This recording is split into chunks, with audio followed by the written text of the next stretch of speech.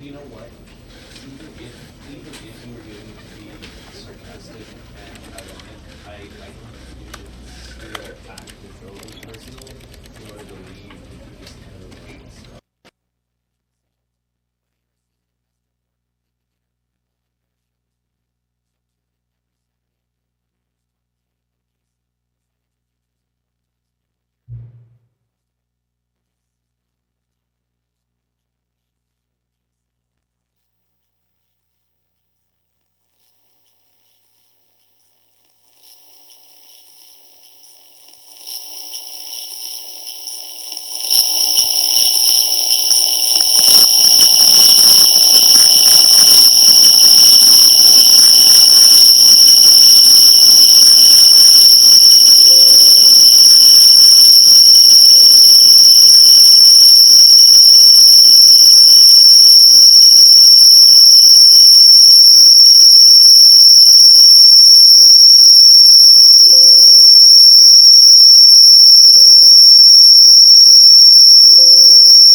What is that connected to?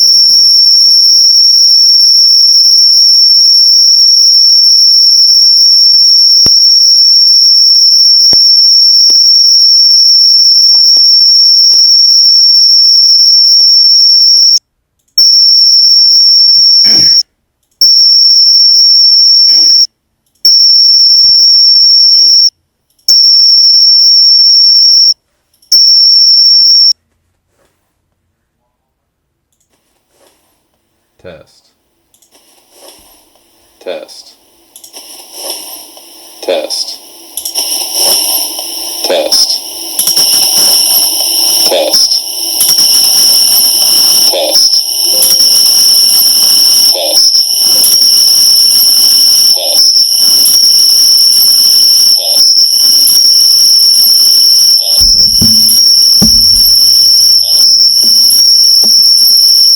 Test.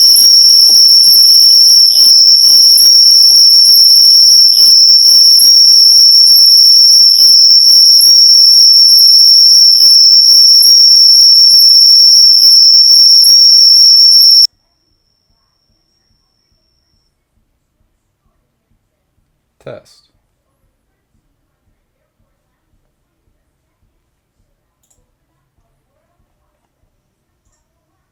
Test. Test. Hey.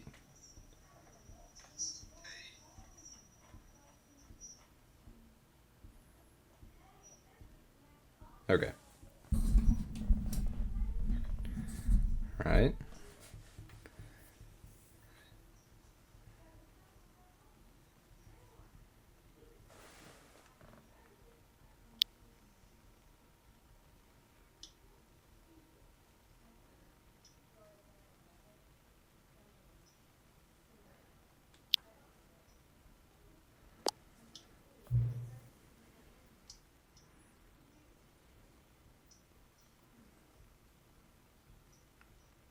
Okay.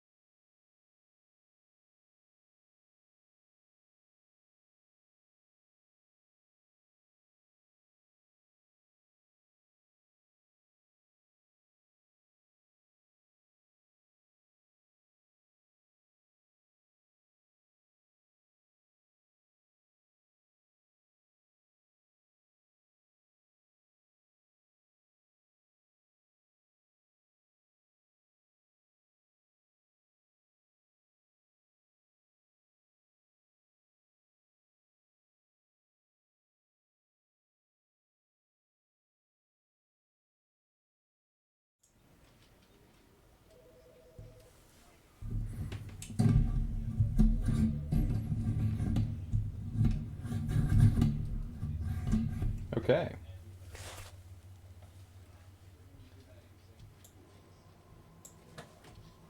Yes.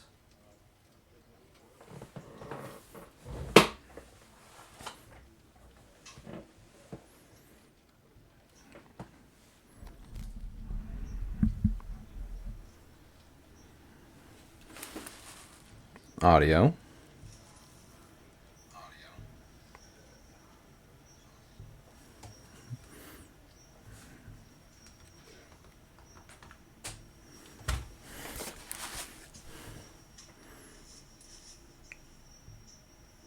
Okay.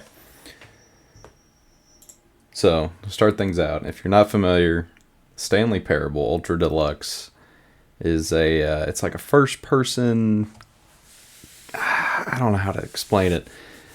It originally came out in 2013 on PCs, but they recently, I shouldn't say recently, now it was 3 years ago, in 2022, re-released it. And it is like a adventure mystery game with a ton of different endings that are options available.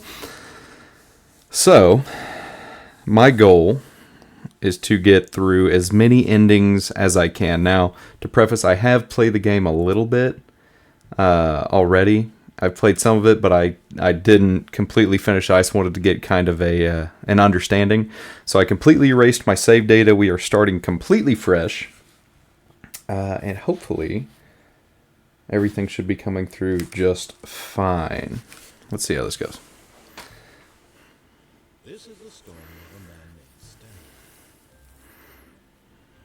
Stanley worked for a company in a big building where he was employee number 427. Employee number 427's job was simple. He sat at his desk in room 427 and he pushed buttons on a keyboard. Orders came to him through a monitor at his desk, telling him what buttons to push, how long to push them, and in what order. This is what employee 427 did every day, every month, of every year. And although others might have considered it soul-winning, Stanley relished every moment that the orders came in, as though he had been made exactly for this job. Stanley was happy.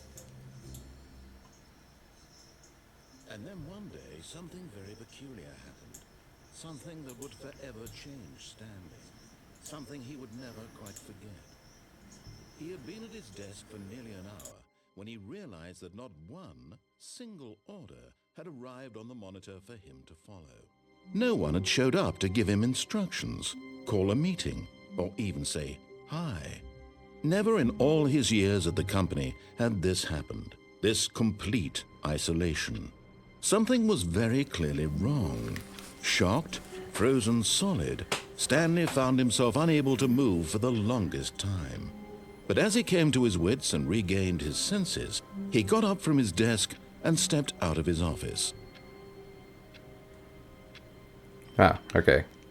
So I have control.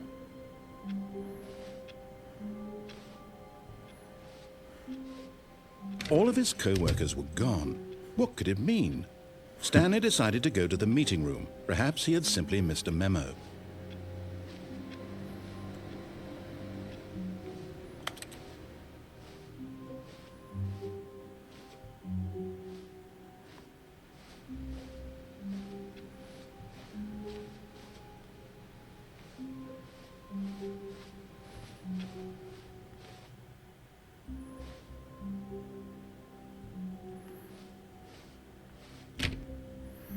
Okay, so I can click on these doors, but they're all locked. When Stanley came to a set of 2 open doors, he entered the door on his left.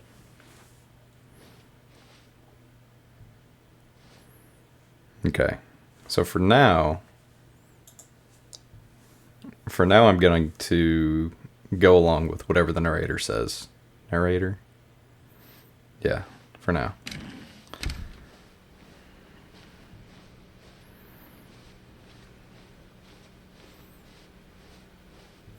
There's also Yet there was not a tons. single person here either. Feeling a wave of disbelief, Stanley decided to go up to his boss's office, hoping he might find an answer there. There's also tons of little Easter eggs around the game. That's why I'm looking around everywhere.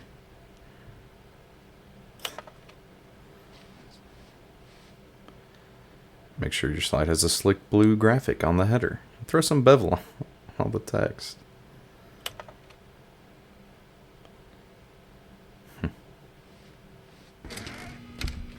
This is something I do remember. Stanley stepped into the broom closet, but there was nothing here, so he turned around and got back on track.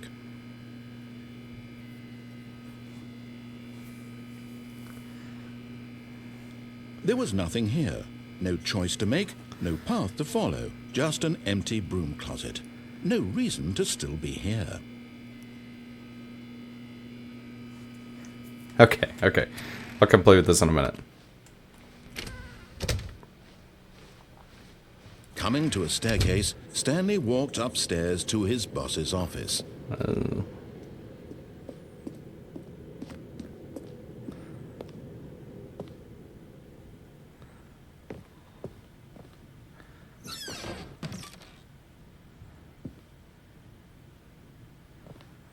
Ready for breakfast, money cruise.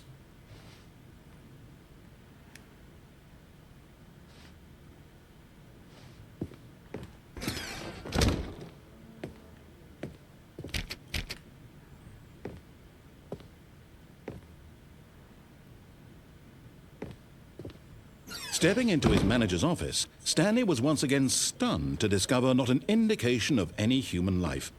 Shocked, unraveled, Stanley wondered in disbelief who orchestrated this. What dark secret was being held from him?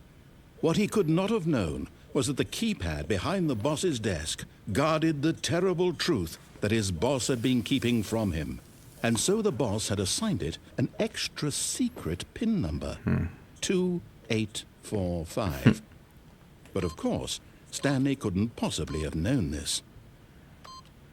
Yet incredibly, by simply pushing random buttons on the keypad, Stanley happened to input the correct code by sheer luck. Amazing. He stepped into the newly opened passageway.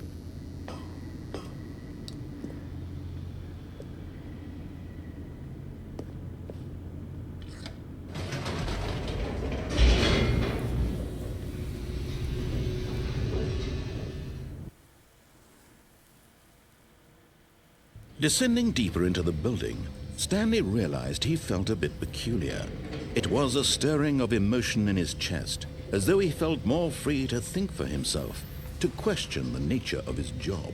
Why did he feel this now, when for years it had never occurred to him? This question would not go unanswered for long.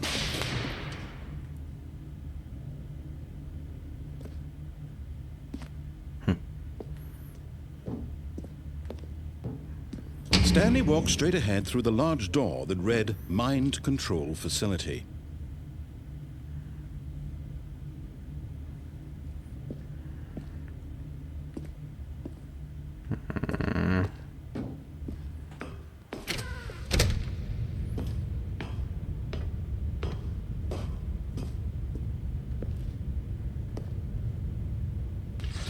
The lights rose on an enormous room packed with television screens.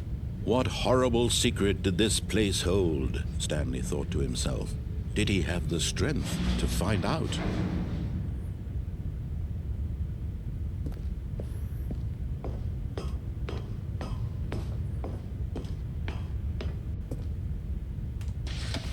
Now the monitors jumped to life, their true nature revealed. Each bore the number of an employee in the building, Stanley's co-workers.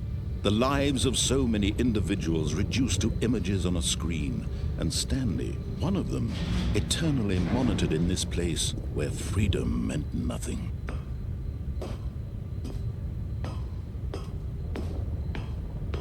My 247.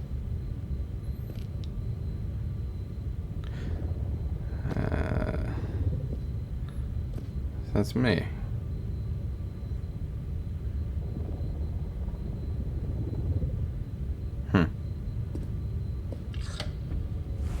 This mind control facility, it was too horrible to believe. It couldn't be true. Had Stanley really been under someone's control all this time?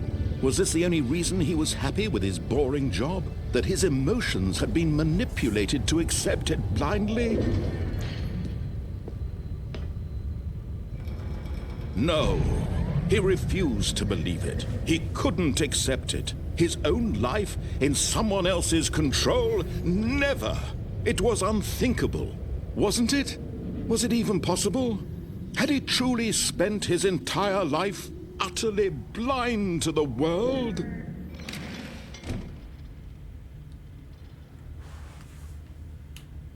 But here was the proof. The heart of the operation. Controls labeled with emotions.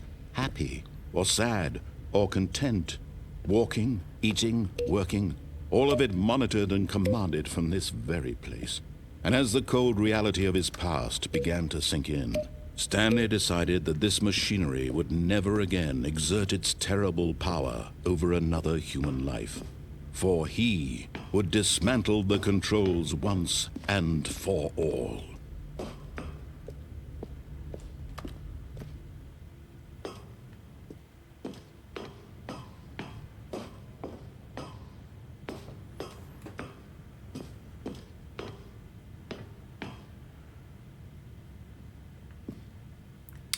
Okay, so I definitely want to come back and turn the system on.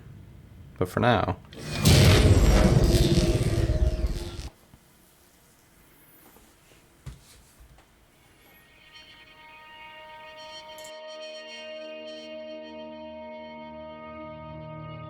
Blackness, and a rising chill of uncertainty.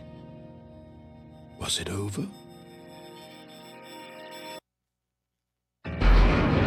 Yes!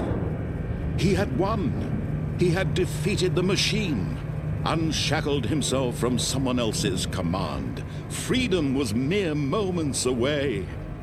And yet, even as the immense door slowly opened, Stanley reflected on how many puzzles still lay unsolved. Where had his co-workers gone? How had he been freed from the machine's grasp? What other mysteries did this strange building hold? But as sunlight streamed into the chamber, he realized none of this mattered to him. For it was not knowledge or even power that he had been seeking, but happiness. Perhaps his goal had not been to understand, but to let go. No longer would anyone tell him where to go, what to do, or how to feel. Whatever life he lives, it will be his. And that was all he needed to know. It was perhaps the only thing worth knowing. Stanley stepped through the open door.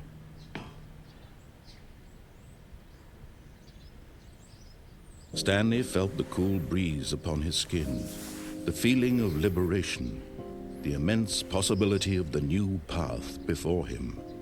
This was exactly the way, right now, that things were meant to happen.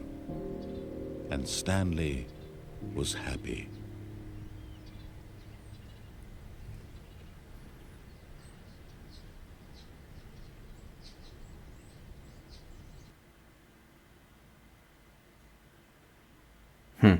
Okay, so that was an ending.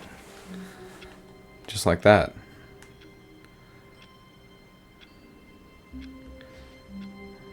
What do we call that? The normal ending?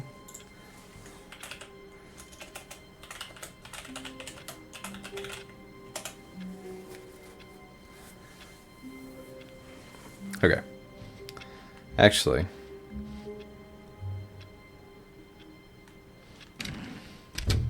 But Stanley simply couldn't handle the pressure. What if he had to make a decision? What if a crucial outcome fell under his responsibility? He had never been trained for that. No. This couldn't go anywhere except badly. The thing to do now, Stanley thought to himself, is to wait. Nothing will hurt me. Nothing will break me.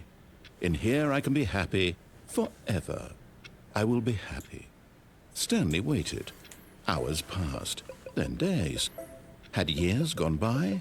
He no longer had the... Sorry, I just saw you're getting some But the one thing echo. for sure, beyond any doubt, was that if he waited long enough, the answers would come.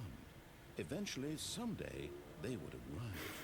Soon, very soon now, this will end. He will be spoken to. He will be told what to do. Now it's just a little bit closer. Now it's even closer. Here it comes.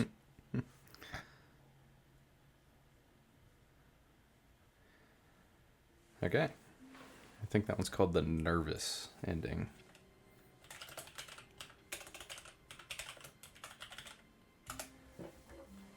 That one's easy. I want to try all the doors. Ooh. All of his co-workers were gone. What could it mean? I do remember Stanley one. decided to go to the meeting room. Perhaps he had simply missed a memo. No I matter can't how remember. hard Stanley looked, he couldn't find a trace of his co-workers.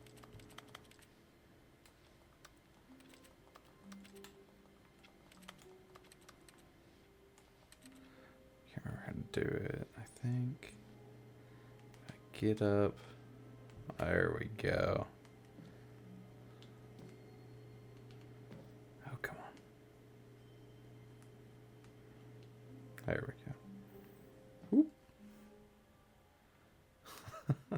At first, Stanley assumed he'd broken the map until he heard this narration and realized it was part of the game's design all along. He then praised the game for its insightful and witty commentary into the nature of video game structure and its examination of structural narrative tropes. So, now that you're here, what do you think? Isn't this a fun and unique place to be? Why don't we take a minute just to drink it all in? Okay, I'm over it now. What do you think? Are you sick of this gag yet? Are you sick of this gag?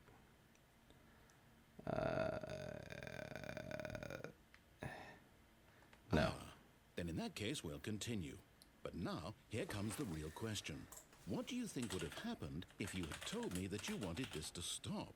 Do you think it would have been particularly different? Would I have taken the same idea but rephrased it superficially to fit that answer? Perhaps you never would even have thought of it if I hadn't brought up the issue in the first place. Oh, now think about it. Will it be worth it for you to restart and then come back here just to do the other option? Yes. Clearly, this whole gag takes some time. What if the other option is even longer? How long will you spend in total just to have heard all the narration? Oh, and this is rich. Perhaps you just played the other option, and now you've come to see what happens in this one. So, what do you think? Which choice was the better one? Imagine if you had selected continue on your first playthrough, how tantalizing it would be not knowing what happens when you pick the other option. Indeed, you are one of the lucky ones. Though if the other option is really miserable to listen to, then perhaps you're not. In fact, I'm just going to say that no one who's listening to this is lucky. Well now, I've built up the other option so much that I'm going to stop talking and leave you to your decision whether to come back here, Okay, I have to continue now. with the game, or just sit in this spot forever and ever. Cheers. Will it eventually do something?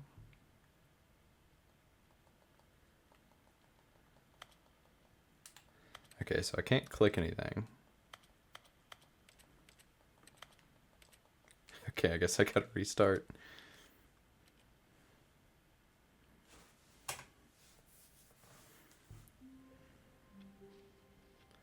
All of his co-workers were gone. What could it mean? Okay. Stanley decided to go to the meeting room. Perhaps he had simply missed a memo. At first, Stanley assumed he'd broken the map until he heard this narration and realized it was part of the game's design all along. He then praised the game for its insightful and witty commentary into the nature of video game structure and its examination of structural narrative tropes. So, now that you're here, what do you think? Isn't this a fun and unique place to be? Why don't we take a minute just to drink it all in? Okay, I'm over it now. What do you think? Are you sick of this gag yet? Okay, so this time, yes. Well, I don't know how to say this politely, but you could literally just restart the game any old time you want. Like, right now. You could have done it just then. Now would also be an appropriate time to quit. Any of these points and so many, many more, all of them are appropriate. I'm enjoying what seems to be an internal conflict going on where you are literally unable to act on your own desires to restart the game. So, just to push the envelope, I'm going to try and make this as miserable as possible and see how long you can maintain. There once was a man named Stanley, who people considered so manly. But the truth must be told, he was not very old and was quite particularly gangly. What Stanley liked most was buttons. He pushed them like some kind of glutton. He did it all day in a meaningful way, but his brain had long ceased to function. Which is why he is in this parable, and lives an existence quite terrible. And if you are not strong and keep playing along, you too will become quite unbearable. Yes. You too will become quite unbearable.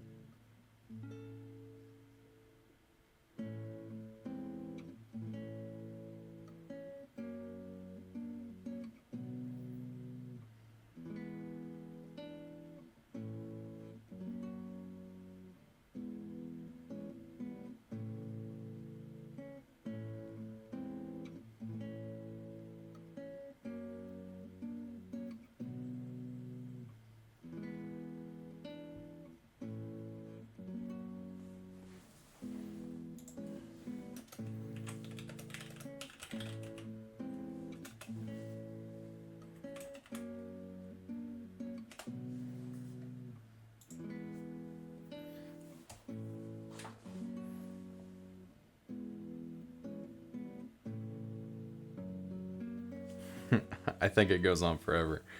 I don't.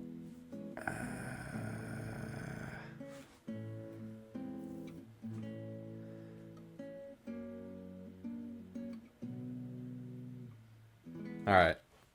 Music's great, but it's time to go. Okay.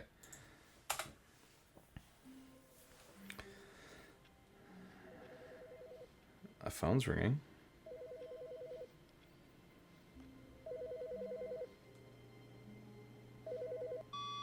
Hello. This is a recorded message scheduled either by you or a person in your place of work. The purpose of this message is to warn you about the dangers of recorded messages. If at any time you believe you are listening to a recorded message, please terminate it immediately and cease all flow of information from the recorded message into your perceptual sphere. Thank you, and have a pleasant day.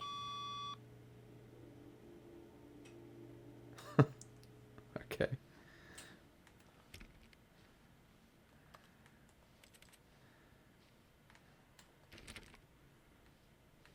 Okay, so I'm going to do everything he tells me not to do. Or at least try to. When Stanley came to a set of 2 open doors, he entered the door on his left. This was not the correct way to the meeting room, and Stanley knew it perfectly well. Perhaps he wanted to stop by the employee lounge first, just to admire it. 4B9.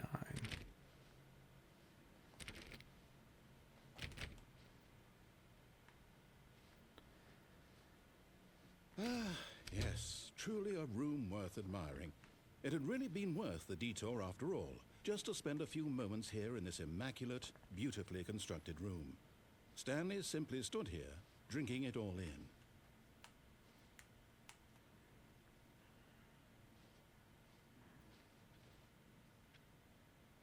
Yes, really, really worth it being here in the room. A room so utterly captivating that even though all your co-workers have mysteriously vanished, here you sit looking at these chairs and some paintings. Really worth it. I wish I could read it. Okay. At this, but eager to get back to business, Dang it. Stanley took the first open door on his left. Okay, so we're not going to take the open door.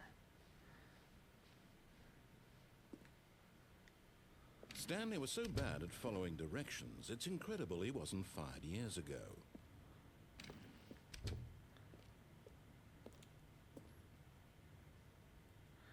Will cause death. Penalty.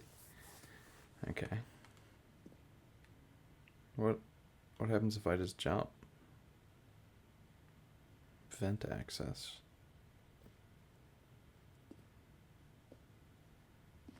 Right. There's a chair. Usually, you can kind of. Okay.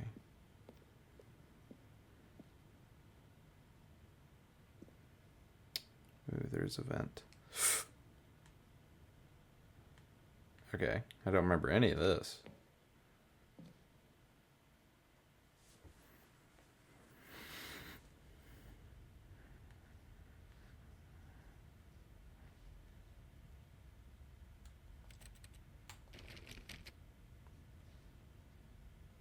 Stanley had now gotten himself so far off the beaten path that it seemed the office had begun. So far off the beaten path that it seemed the office had begun. So far off the beaten path that it seemed the office had begun. So far off the beaten path that it seemed the office had begun. So far off the beaten path that it seemed the office had begun. So far off the beaten path. Narrator That it dialogues. seemed the office had begun. So far off the beaten path that it seemed the office had begun. So far off the beaten path that it seemed the office had begun. So far off the beaten. You didn't think I was actually just recording, did you? What a silly and trite explanation that would be. All the back and forth between you and me, all the absurd adventures we've been through, and it all turns out I'm just a tape recording? It was all just in Stanley's head. I bet that's the kind of twist you think is revelatory. I bet each and every time you watch a movie where it turns out all to be in the main character's imagination, you must absolutely bolt off the couch in pure shock at the phenomenal and intricate storytelling. It must be so simple to be you. Life being an unending waterfall of surprises and delights. How much more exciting you must find the world than the rest of us do. Now I've become sad. Look what you've done to me. This is all your fault. Okay. That was an ending.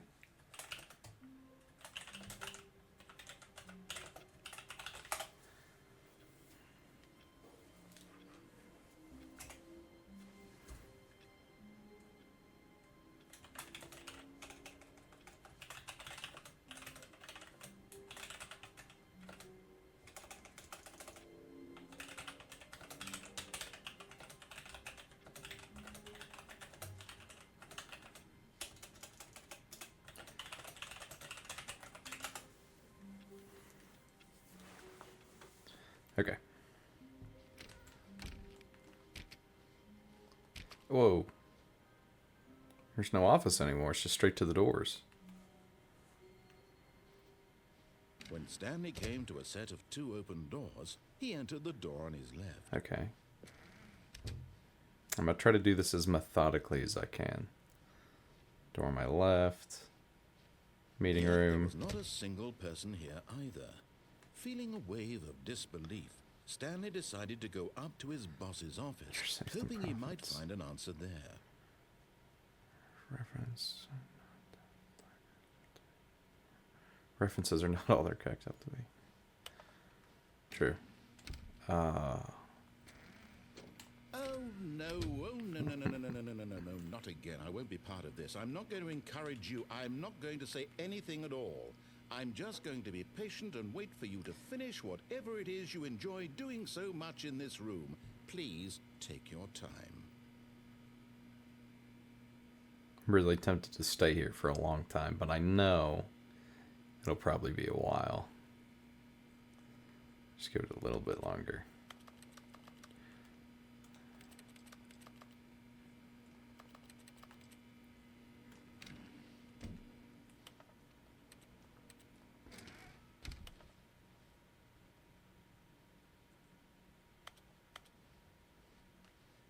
Okay, wait, if I stop and go back. Nothing. Okay. Coming to a staircase, now I Stanley wanna walked walk- upstairs to his boss's office. Down. Yeah, because I walked up before.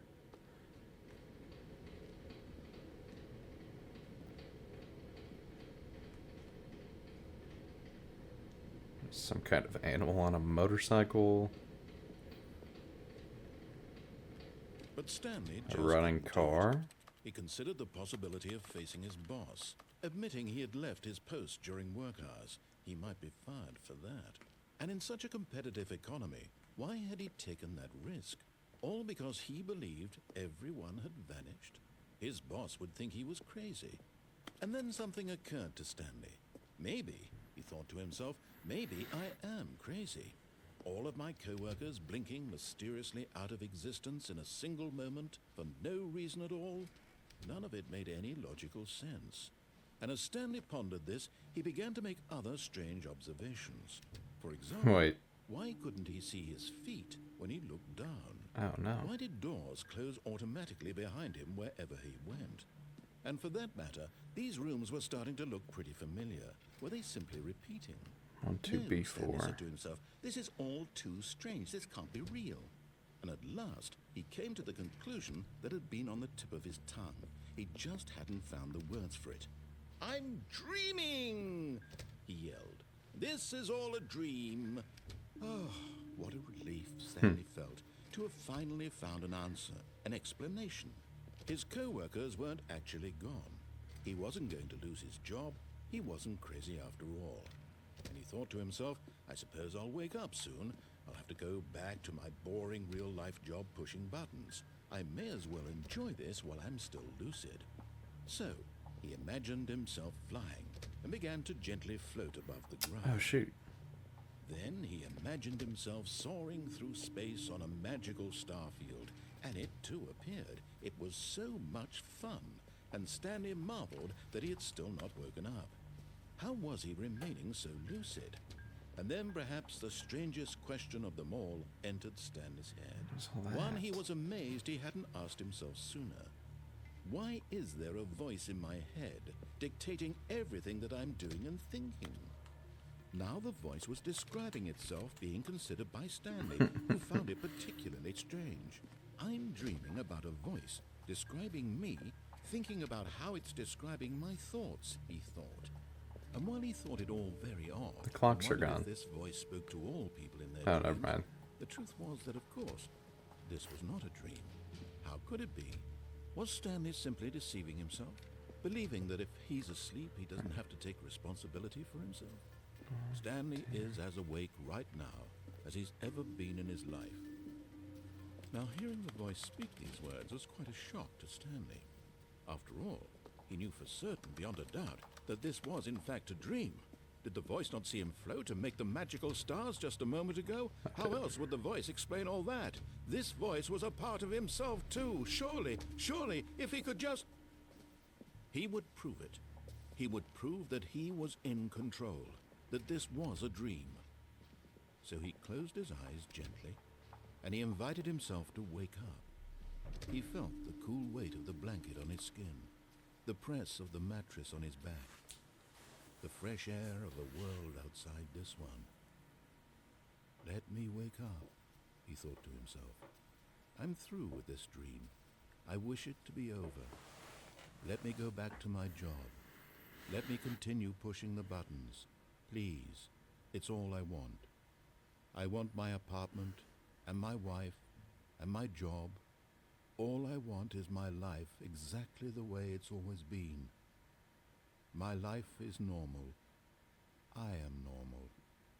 Everything will be fine. I am okay. No. Stanley began screaming. Please, someone, wake me up. My name is Stanley. I have a boss. I have an office. I am real. Please, just someone tell me I am real. It's all turning I red. must be real. I must be. Can anyone hear my voice? Who am I? Who am I? And everything went black.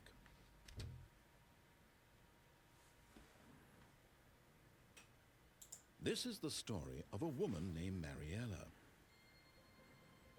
Mud? Mariella woke up on a day like any other. She arose, got dressed, gathered her belongings, and walked to her place of work. But on this particular day, her walk was interrupted by the body of a man who had stumbled through town talking and screaming to himself, and then collapsed dead on the sidewalk.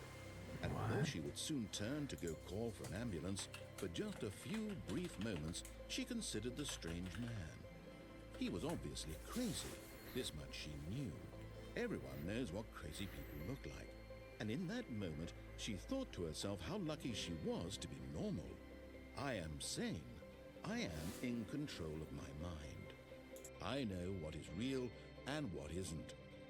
It was comforting to think this, and in a certain way, seeing this man made her feel better. But then she remembered the meeting she had scheduled for that day, the very important people whose impressions of her would affect her career, and by extension, the rest of her life. She had no time for this, so it was only a moment that she stood there, staring down at the body. And then she turned and ran. Okay. The Mariella ending. Right? That was her name? Mariella? Yes.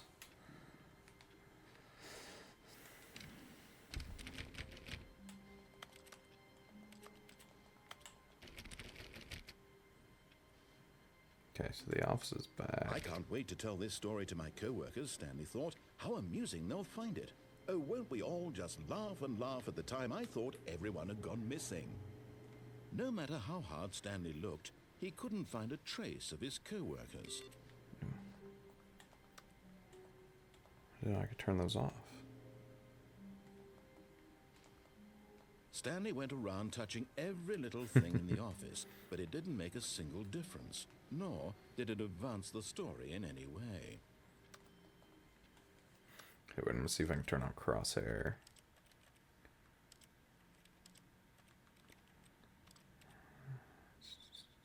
Reticle, yes.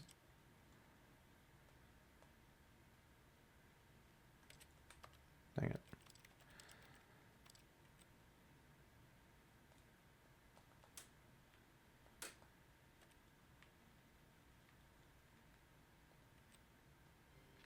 Okay, cool. Got a dot. Alright, so here I'm clicking.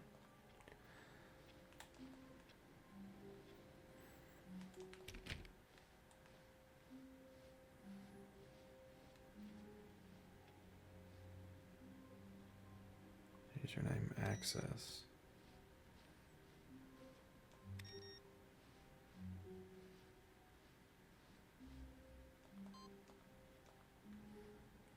Wait, can I actually type on this?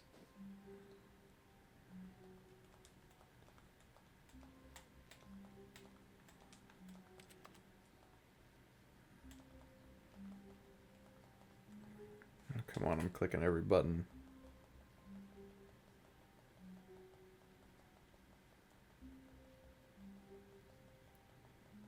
No. Okay. Never mind.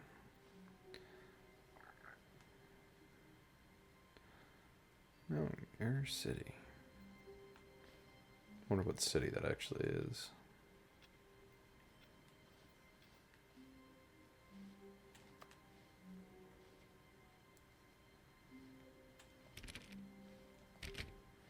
Continuing to try doors. Stanley came to a set of 2 open doors. He entered the door on his left. Oh, I gotta sneeze.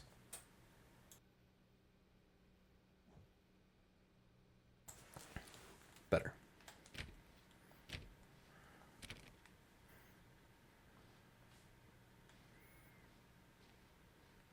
Yet there was not a single person here either. Feeling a wave of disbelief, Stanley decided to go up to his boss's office, hoping he might find an answer there.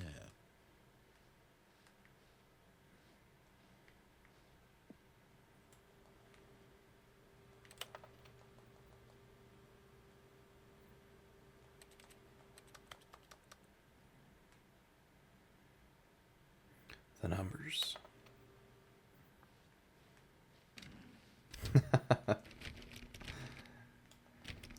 Let me in. Nailed over the broom closet. Coming to a staircase, Okay. Stanley walked upstairs to his boss's office. Okay, I already did that one, right?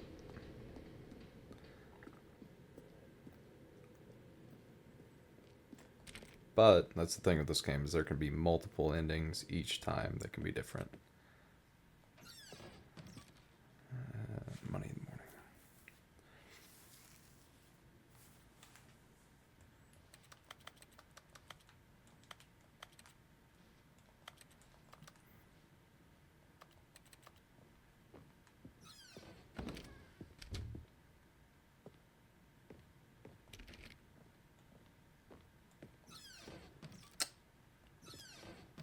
This room's not open before. That's a little...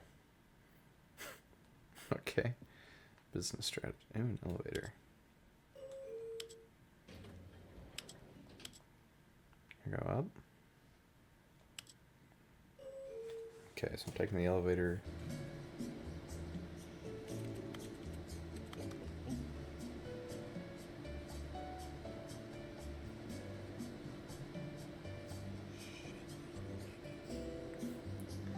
I can hear the narrator kind of scatting in the background.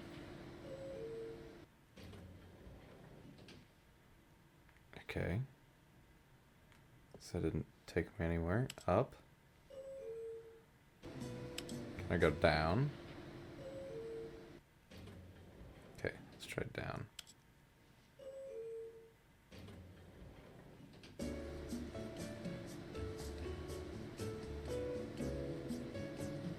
I think it may just be him singing.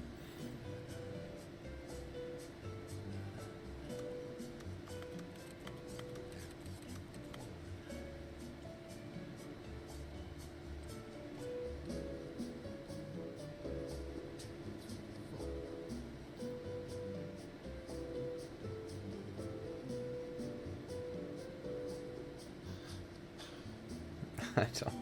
Okay.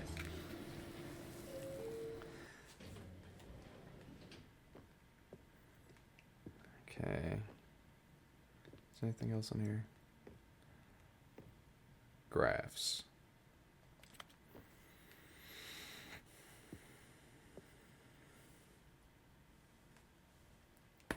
Ooh. There it was. Is there anything back here? The beige pages. Okay. Stepping into his manager's office, Stanley was once again 2, 8, stunned to 4, discover not an 5. indication of any human life. What could it mean? Stanley was in such a rush to get through the story as quickly as possible, he didn't even have a single minute to just let the narrator talk. Narrator. That kind of anxiety isn't healthy, so he relaxed for a few moments with some calming New Age music. Is that camera there the whole time? The music.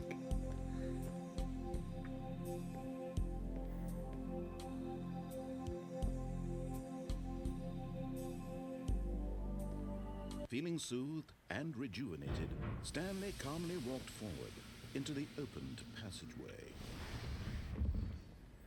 Okay.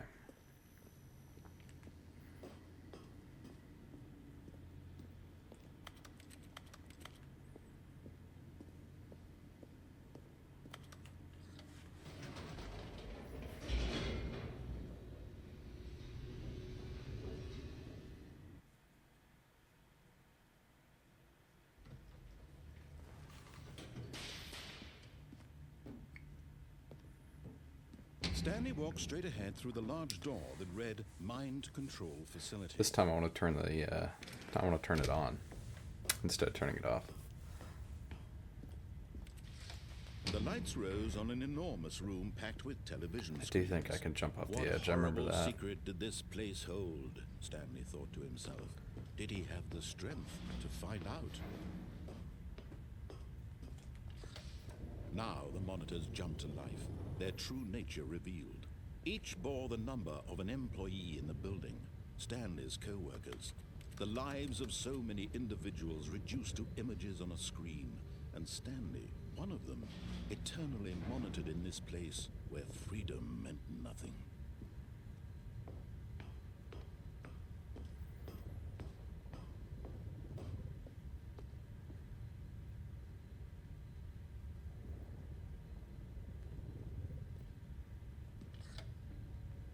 This mind control facility, it was too horrible to believe. It couldn't be true. Had Stanley really been under someone's control all this time? Was this the only reason he was happy with his boring job? That his emotions had been manipulated to accept Pirate. it blindly?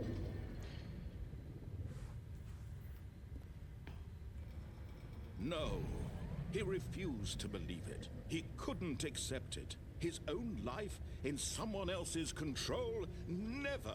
It was unthinkable, wasn't it? Was it even possible? Had he truly spent his entire life utterly blind to the world?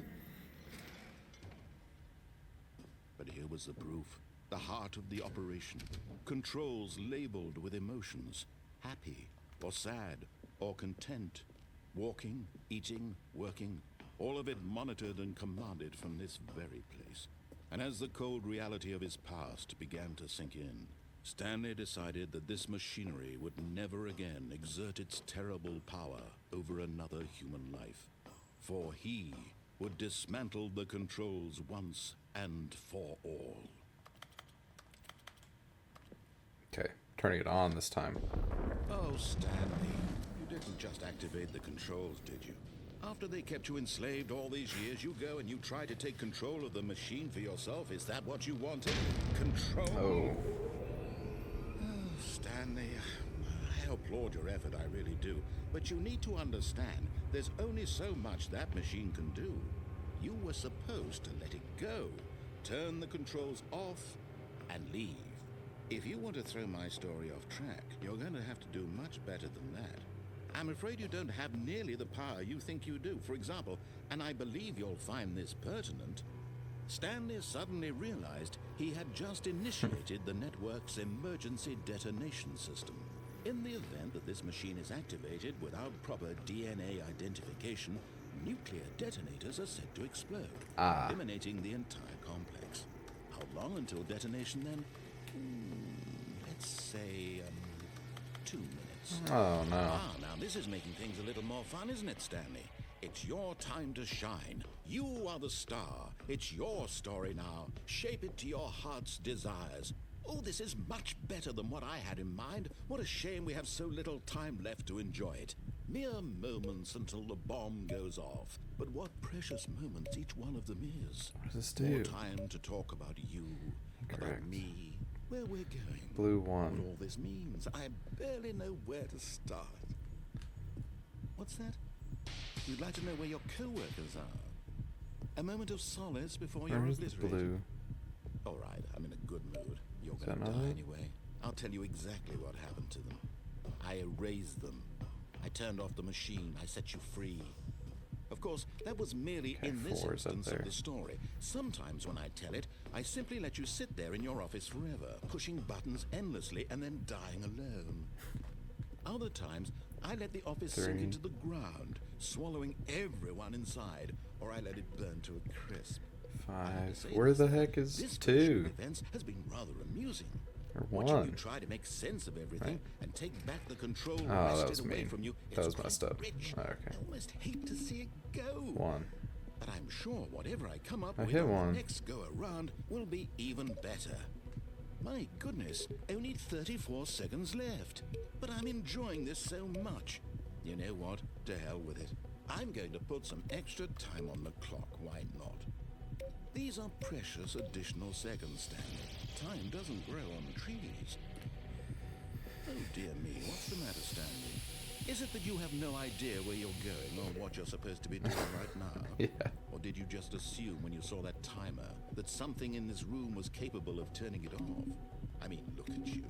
Running from button to button, screen to screen, clicking on every little thing in this room. These numbered buttons, no, these colored ones. Or maybe this big red button, or this door. Everything, anything, something here will save me. Why would you think that, Stanley? That this video game can be beaten? Won? Solved? Do you have any idea what your purpose in this place is? Stanley, you're in for quite a disappointment. But here's a spoiler for you. That timer isn't a catalyst to keep the action moving along. It's just seconds ticking away to your death. You're only still playing instead of watching a cutscene because I want to watch you for every moment that you're powerless. To see you made humble. Messed up. This is not a challenge. It's a tragedy. Fail You safe. wanted to control this world, that's fine. But I'm going to destroy it first, so you can't. Take a look at the clock, Stanley. That's 30 Aye. seconds you have left to struggle. 30 seconds until a big boom and then nothing. No ending here. just you being blown to pieces? Will you cling desperately to your frail life, or will you let it go peacefully? Another choice. Make it count, or don't. It's all the same to me, all a part of the joke.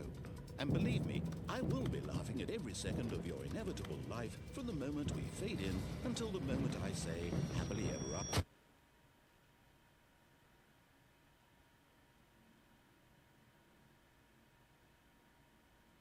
Okay. That's an ending.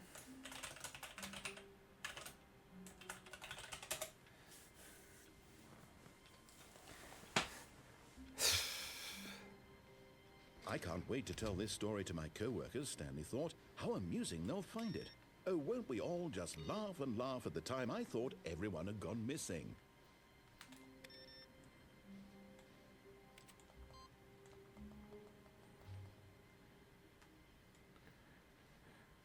Okay. So last time I did it, put one on there. I just have to keep doing it.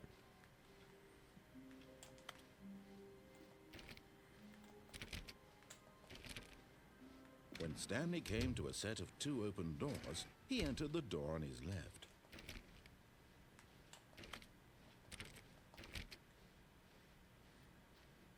Yet there was not a Is the single broom person closet here either. still? Feeling a wave of Yes. disbelief, Yes, it is. Stanley decided to go up to his boss's office, hoping he might find an... Coming to a staircase, Stanley walked upstairs to his boss's office.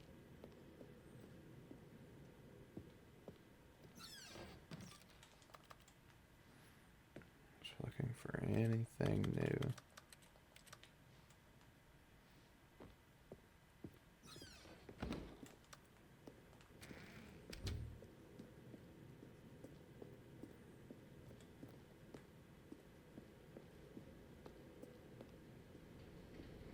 Let's in this room.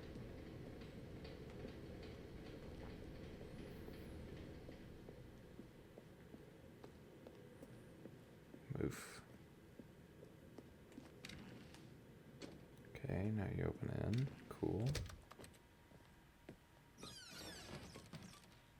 I have to try the elevator again, right?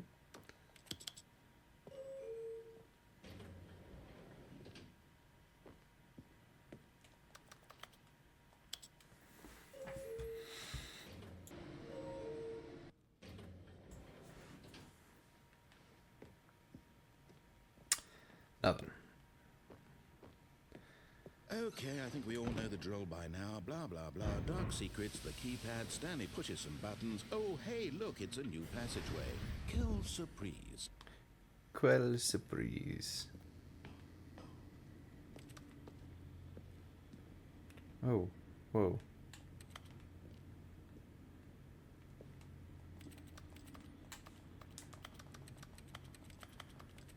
Is there something back here?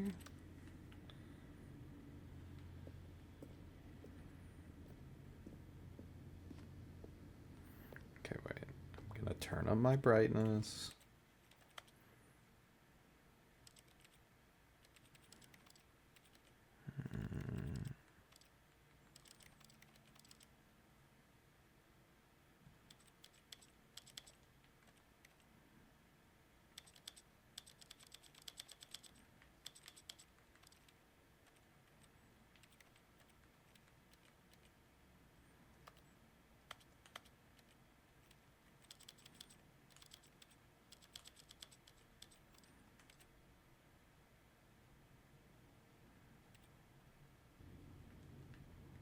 Guess I can't.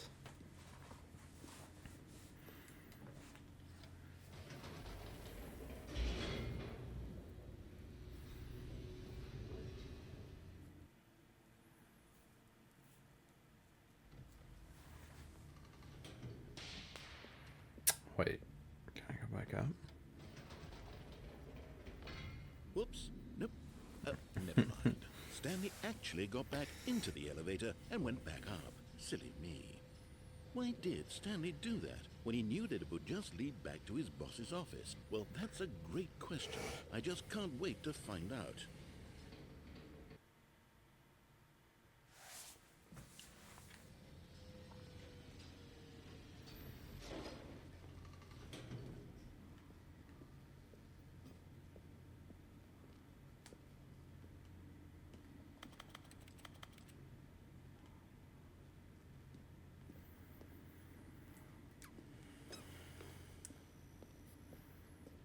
Here we are, Stanley. It's your boss's office. Exactly the way it was before you got onto the elevator. It's still just exactly what it is. What a decision you've made to come up here and look at the office again. This has fleshed out the plot of the story in new and fascinating ways I could have never anticipated. It's that keen eye for storytelling that you have, an incisive rapid fire of critical plot points, one after the other, weaving a rich tapestry of uncompromising narrative. Wow. I'm bolted to the edge of my seat. Okay. Incredible. Now he's getting back into the elevator and I'm gonna go going right back down up. again. Ladies and gentlemen, how does he keep coming up with all of this?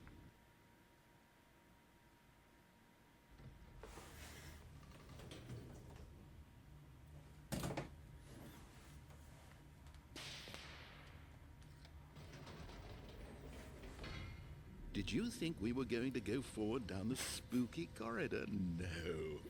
It's time once again to go back up in the elevator. I can't even begin to grapple with what might be up there. Is it the boss's office again? Or what if it's the boss's office this time? The suspense is killing me.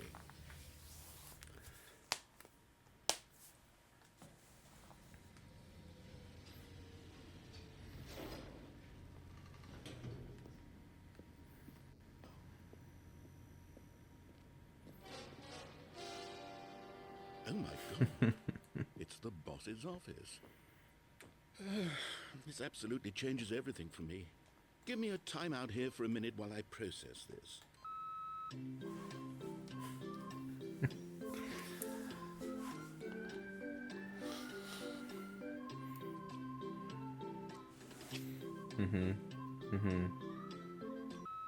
Okay, I'm ready.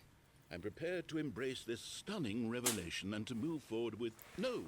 No, wait! No! I need more time to process.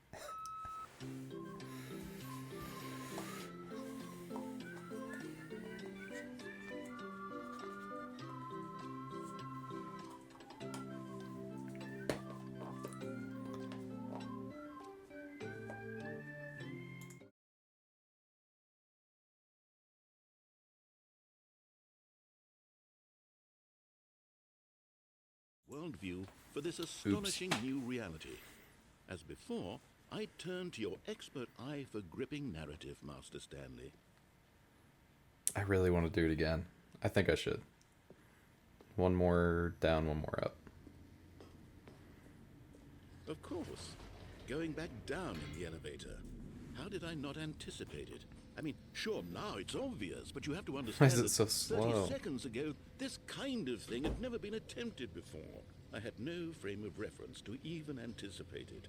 That's just how revelatory Stanley's decision-making is. A breath of fresh air in a landscape of storytelling that has grown stale and repetitive.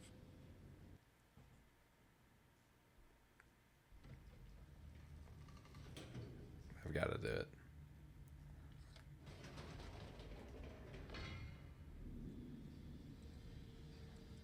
He didn't even say anything.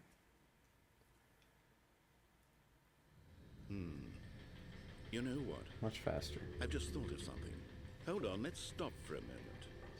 Don't you realize? Oh. It's the anticipation, Stanley. You and I, we have no way of knowing what will be at the top of this elevator. But the suspense, the agony of waiting and anticipating and having to guess, that's the real thrill. Oh, I simply don't want to let that feeling go. It's so precious, so fleeting. Why don't we take this elevator ride nice and slow? Ugh. There we go.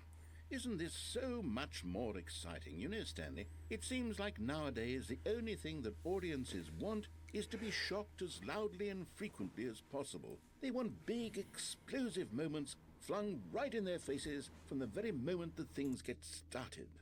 But where's the tension? Where's the trust in the audience to build a slow and nuanced appreciation for the story, the characters?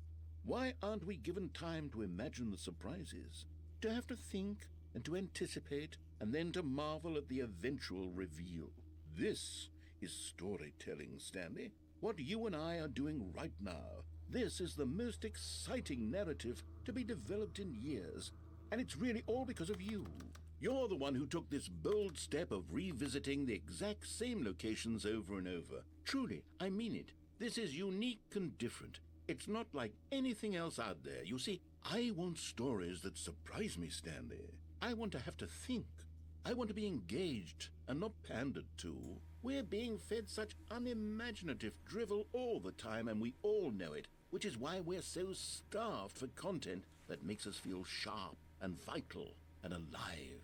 That's why people like you so much, Stanley. Because you're not afraid to spit in the face of tradition. You're a role model, you know? People look up to you. Which is why... Oh, I didn't know when to spring this on you, but, well, I've gathered a little press conference for you, so that you can talk about your work and your storytelling and your life. Yes, I know you're not much for the public eye, but I thought it would especially mean a lot to the people who have been following you from the beginning. They really look up to you, Stanley. I don't know if you realize the impact you have on them. This is the kind of gesture that might leave a tremendous impact on them for the better. Oh, good, we're here.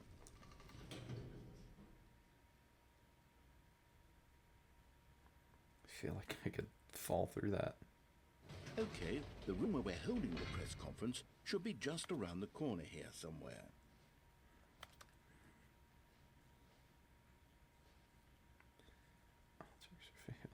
We did it, the pyramids.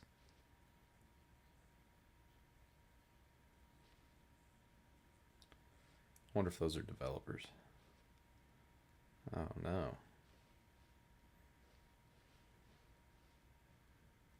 World peace, baby. Ah, yes, here it is, just through this door.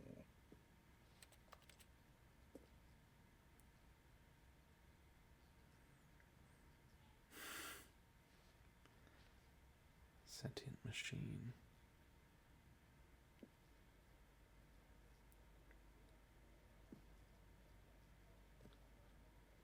All right, are you ready? I've told them you're going to speak a little bit about the nature of surprise in storytelling and what it means to craft a truly unpredictable narrative. Oh, don't worry, you'll do great. Just be yourself and speak from the heart. I'm really proud of you, Stanley.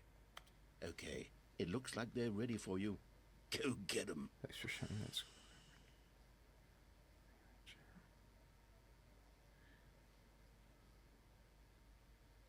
Epic atomic.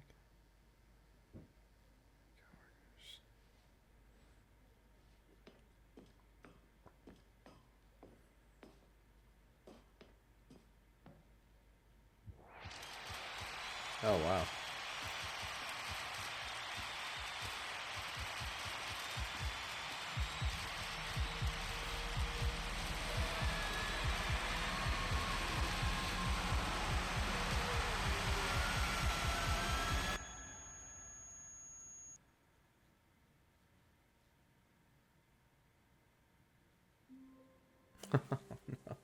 Okay, that was an ending. Podium?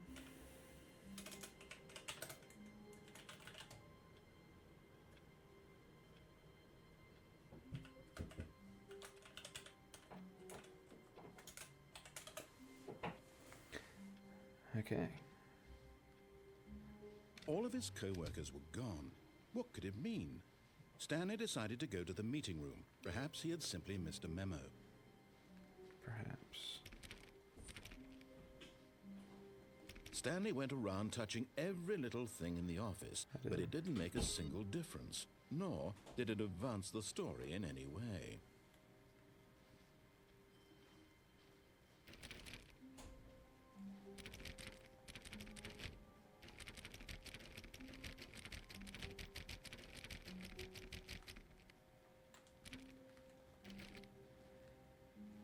Okay, there's no terminal for me to click again.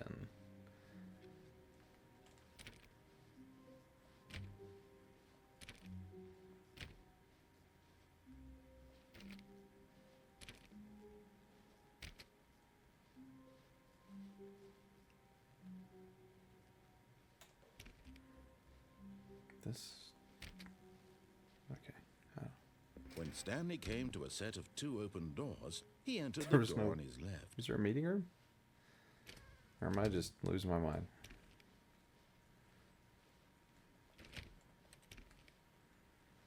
Oh. Yep. Yet there was not a single person here either. Okay. Feeling a wave of disbelief, Let Stanley me decided to go up to from his closet. boss's office, hoping he might find an answer there. Coming to a staircase, Stanley walked upstairs to his boss's office. Write it down, see if something changes. See if something changes. But Stanley just couldn't do it. He considered the possibility of facing his boss, admitting he had left his post during work hours. He might be fired for that. And in such a competitive economy, why had he taken that risk? All because he believed everyone had vanished. His boss would think he was crazy. Okay. Same ending.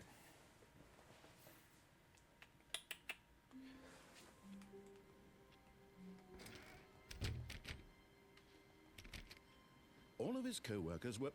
Wait, no. This isn't the right office, is it? Is this Stanley's office? 247.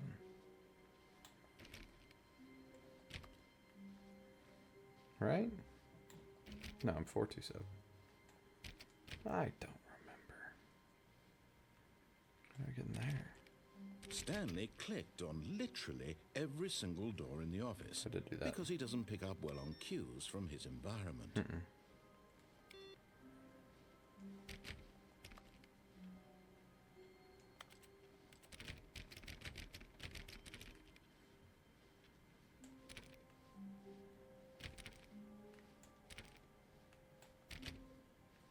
When Stanley came to a set of 2 open doors, this was not the correct way to the meeting room, and Stanley knew it perfectly well. Perhaps he wanted to stop by the employee lounge first, just to admire it. Trying every door. Wow. Yes, this room. What a beauty. But eager to get back to business, Stanley took the first open door on his left.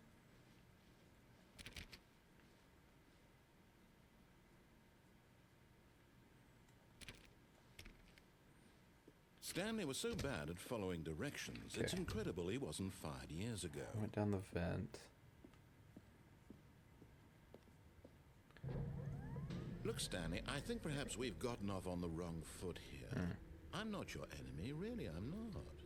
I realize that investing your trust in someone else can be difficult, but the fact is that the story has been about nothing but you all this time. There's someone you've been neglecting, Stanley. Someone you've forgotten about. Please, stop trying to make every decision by yourself.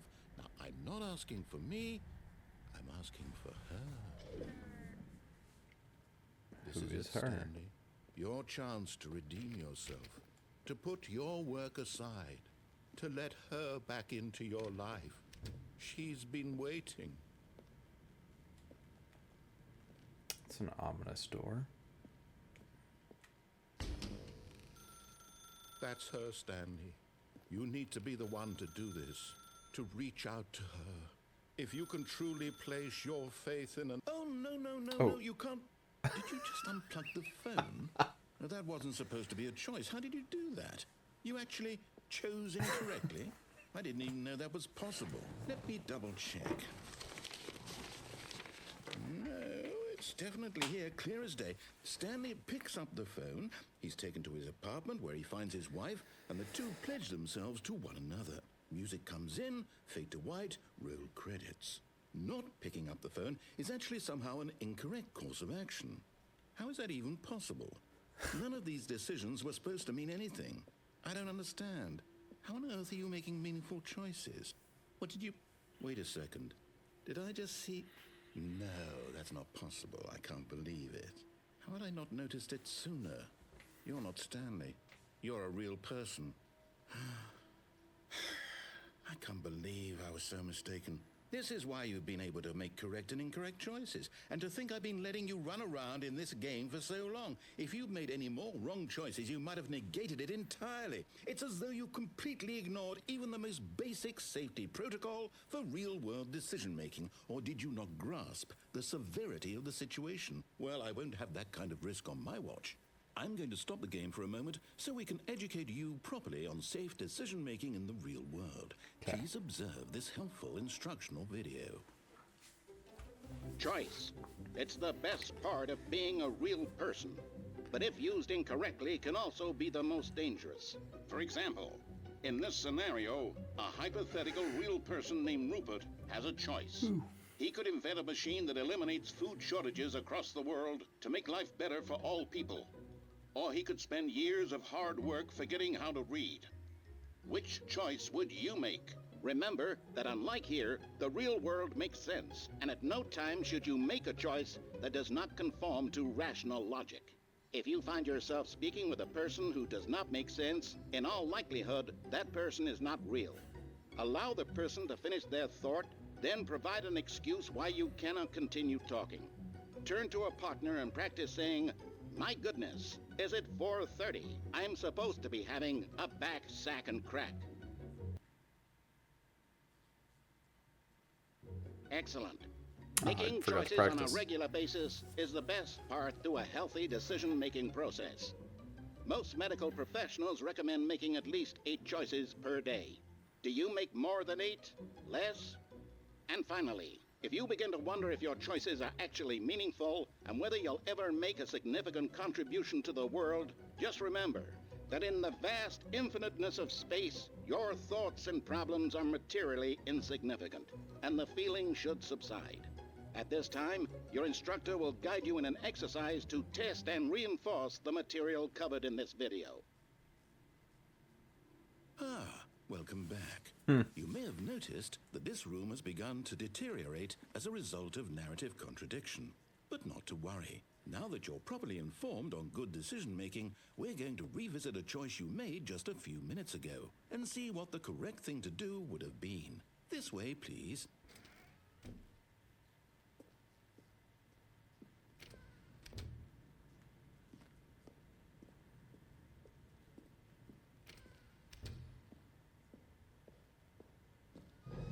Now that we know your choices are meaningful, we can't have Gates. you jumping off the platform and dying. Imagine the main character dying senselessly halfway through the story. That story would make no sense at all. We just need to get you home as soon as possible before the narrative contradiction gets any worse.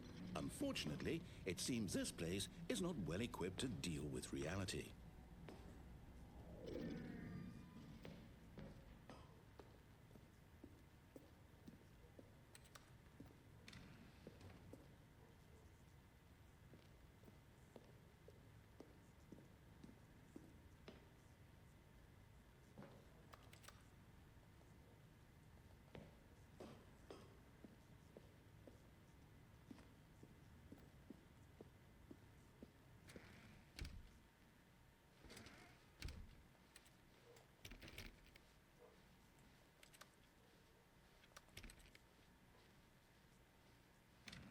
Almost there.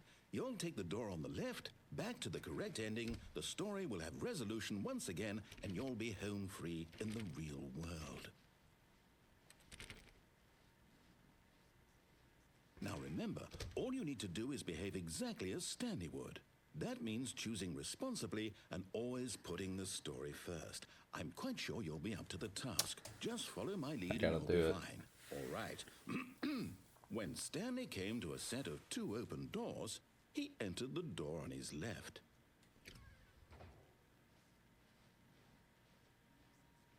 No! Why did you do that? Quickly, hurry back in the other direction. Perhaps we're not too late.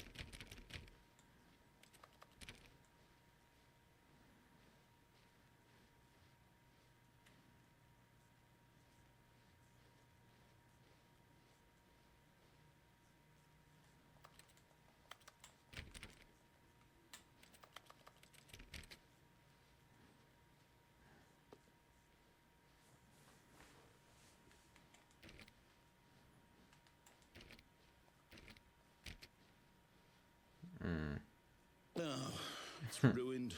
I can't believe, after everything we talked about, that my story, you've destroyed my work. Why? Sorry. For what? What did you get out of that? What did you think was so special about seeing the game undone, left here like so much garbage? It's worthless now. And what am I supposed to do? Even if there were a way to continue, would it be worth it? To know that my story is now incorrect? How can I go back to that? I can't erase that knowledge. I'll have to live with it forever, reliving its impossibility forever. I couldn't live that way.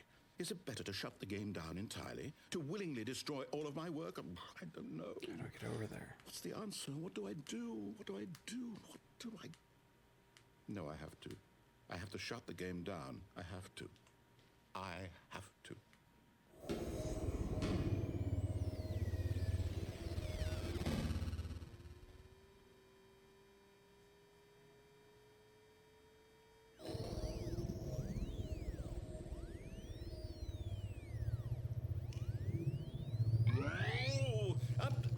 I'm here.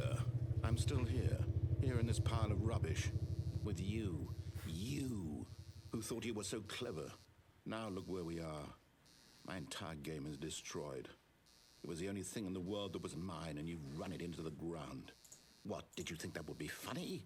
You just had to see? Didn't I impress upon you how important it was to be like Stanley? He actually knows how to do what I tell him to. He understands that if I say to do something, there's a damn good reason for it. That thought hadn't even occurred to you, had it?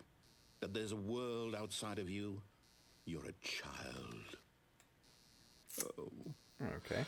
My story. If you'd just gone through the door on the left, you would have seen it. There was a whole underground facility. You would have destroyed it and been victorious. It would have been so perfect. I worked so hard on it. I tried so hard to make... behave exactly as Stanley would. Oh. That means choosing responsibly and always putting the story first. I'm quite sure you'll be up to the task. Just follow my lead and you'll be fine. All right. When Stanley came to a set of 2 open doors, he entered the door on his left. No! Why did you do that? Quickly, hurry back. Behave exactly as Stanley would. That means choosing responsibly and always putting the story first. I'm quite sure you'll be up to the task. Just follow my lead and you'll be fine. All right. When Stanley came to a set of 2 open doors, he entered the door on his left.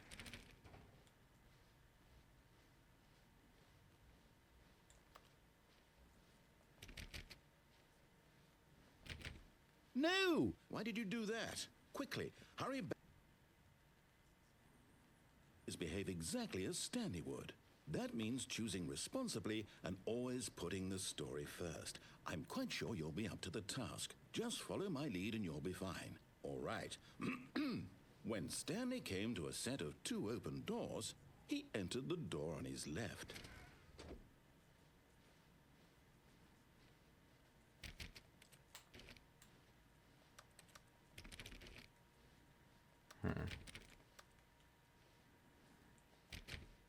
No! Why did you do that? Quickly, hurry back. Behave exactly as Stanley would. I'm gonna keep that trying means it. choosing responsibly and always putting the story first. I'm quite sure you'll be up to the task. Just follow my lead and you'll be fine. All right. When Stanley came to a set of 2 open doors, he entered the door on his left.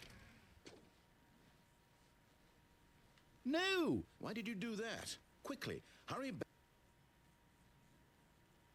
Behave exactly as Stanley would. One more time. That means choosing responsibly and always putting the story first. I'm quite sure you'll be up to the task. Just follow my lead and you'll be fine. All right. When Stanley came to a set of 2 open doors, he entered the door on his left.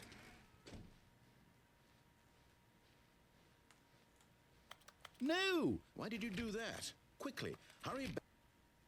Okay. You're on my left. Exactly as Stanley would. That means choosing responsibly and always putting the story first. I'm quite sure you'll be up to the task. Just follow my lead and you'll be fine. All right.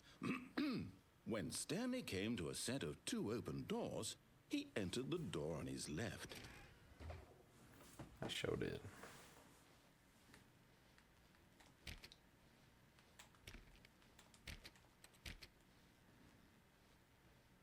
Yet there was not a single person here either.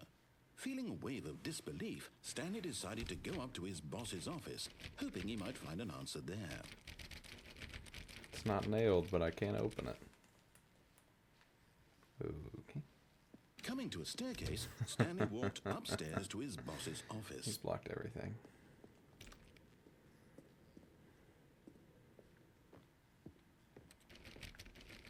Even the bathroom.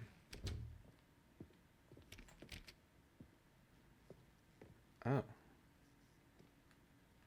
It's different. Stepping inside his manager's office, Stanley was once again stunned to discover not an indication of any human life. Shocked, unraveled, Stanley wondered in disbelief who orchestrated this, until he saw the door with a voice receiver next to it. Surely behind this door lay all the answers to his questions. And beyond all probability, he knew the passcode. He had seen it on his boss's computer just last week. Night Shark 115. Was this the code to open the door? Would it still work? There was Night only Shark one way to find 115. out. Stanley had been trained never to speak up, but now he would draw from within himself the courage to face the unknown. He drew a sharp breath and then spoke the code. Night Shark 115.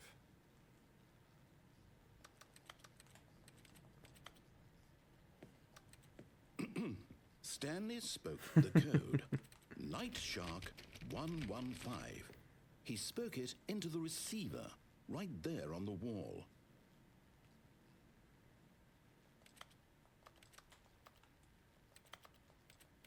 I'm sorry, is there a problem? You didn't mishear me, did you? Please speak the code into the receiver. Otherwise, we can't get on with the story. This is a crucial step.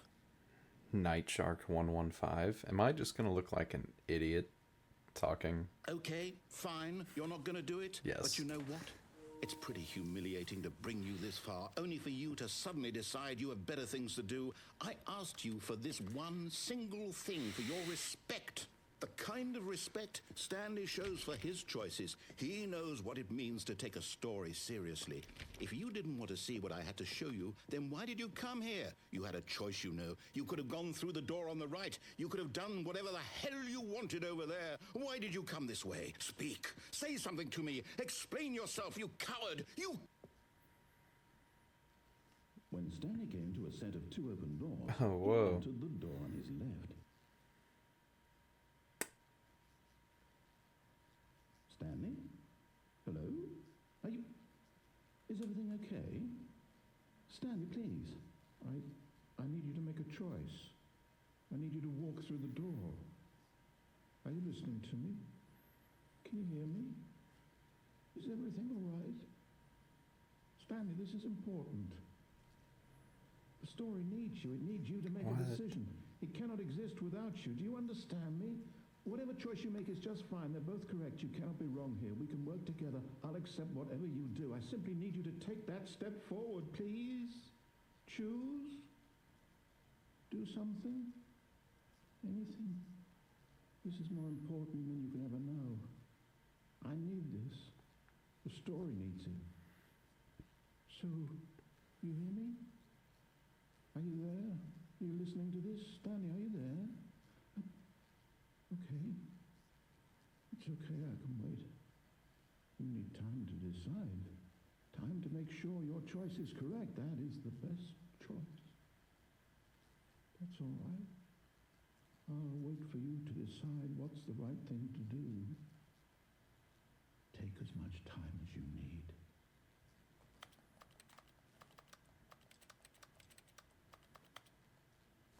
Okay.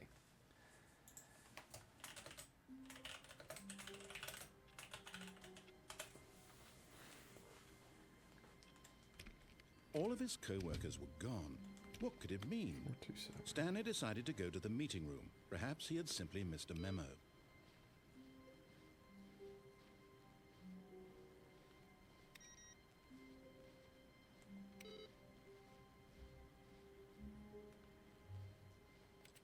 Stanley went around touching every little thing in the office, but it didn't make a single difference, nor did it advance the story in any way.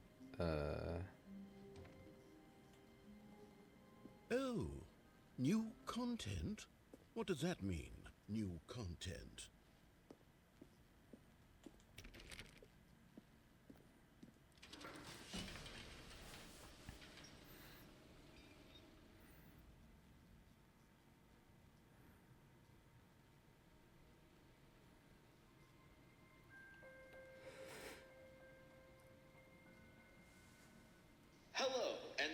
for playing the Stanley Parable Ultra Deluxe. As you may know, the Stanley Parable was a video game released in 2013 on home computers. After receiving critical and commercial success, it was expanded upon in 2022 with the Stanley Parable Ultra Deluxe, a reimagining of the game for consoles and home computers. The Stanley Parable Ultra Deluxe features exciting new content that broadens and expands the world of the Stanley Parable, delighting audiences the world over. Please, step inside and see what thrilling new adventures await in the Stanley Parable Ultra Deluxe. Oh, well, this sounds delightful. I'm very excited to see the thrilling new Ultra Deluxe content.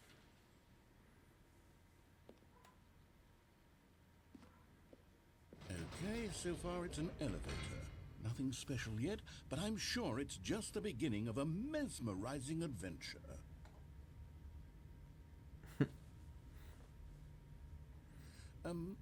Is it broken?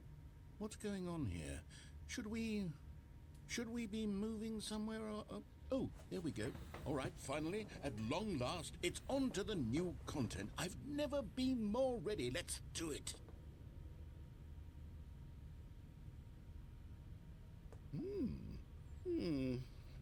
I have to say, initial impressions of Stanley Parable Ultra Deluxe, mostly tedious.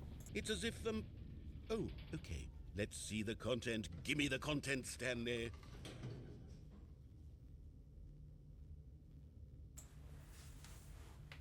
Oh, door's behind me. A jump circle. All right, let's see. It's the jump circle.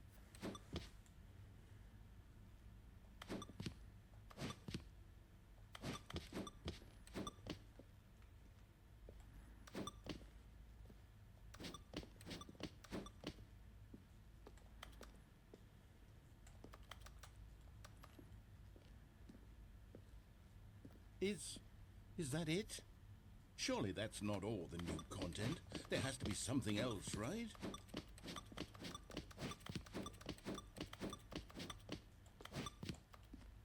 Okay, I'm leaving myself some.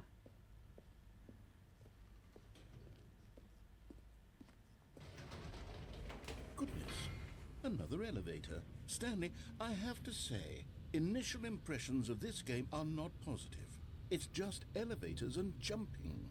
Is this what passes for exciting new content? If this is new content, then I could just read you the whole dictionary. There's 20 hours of new content right there. Hell, I could count to 30 trillion. You could put that on the box. The Stanley Parable Ultra Deluxe, now with over 1,000 hours of new content. And if... Oh, wait. There's more. Very good. Yes. I knew there had to be something else. Let's see it. I'm ready for whatever it is.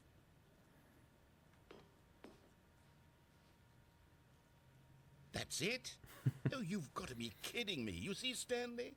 This is what happens when greedy video game developers with no respect for their fan base rush a cheap expansion to market for no reason other than to make an easy dollar. And don't get me started on the level of craftsmanship that's gone into it. In fact, I'm looking right now at the game's trophies, and it's hard to believe one of them actually says, "Test trophy, please ignore." What quality assurance department signed off on this?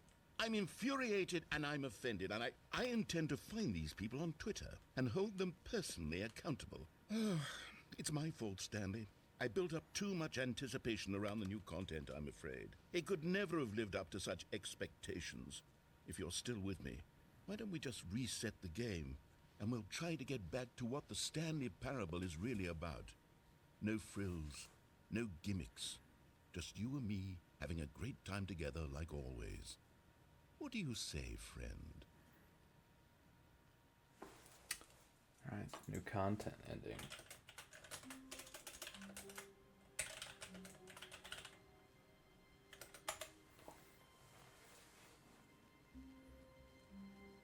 Whoa.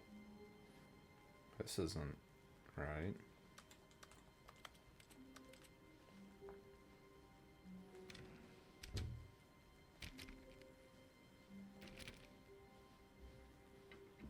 Psst.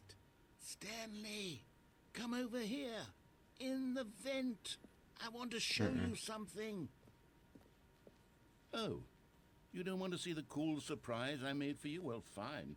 You're a dork anyway, so who cares? Okay. Oh, never mind. You're not a dog.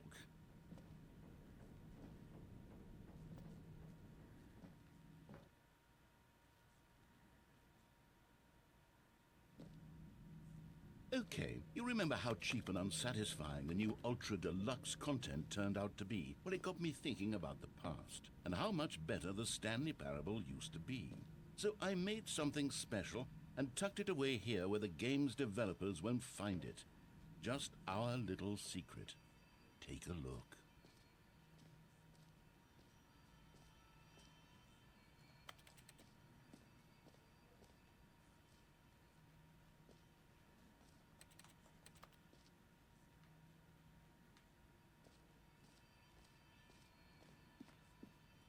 I call it the Memory Zone.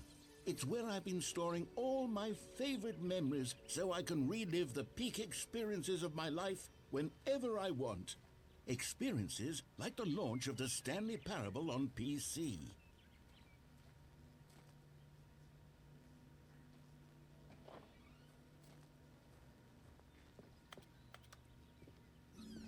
You see, Stanley, doesn't the Memory Zone remind you of how wonderful Stanley Parable was before it was sullied with a cheap PlayStation port? Trust gas. Remember back in October of 2013, when the game originally launched?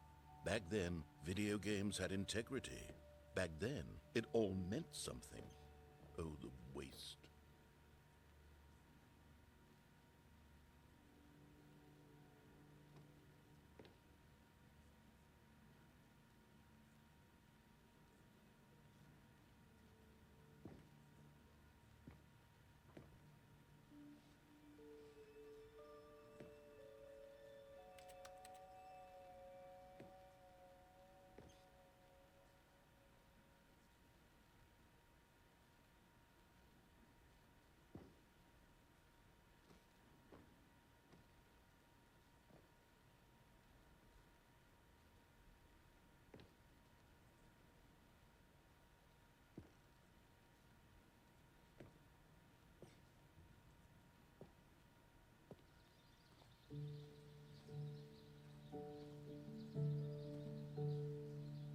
Aw.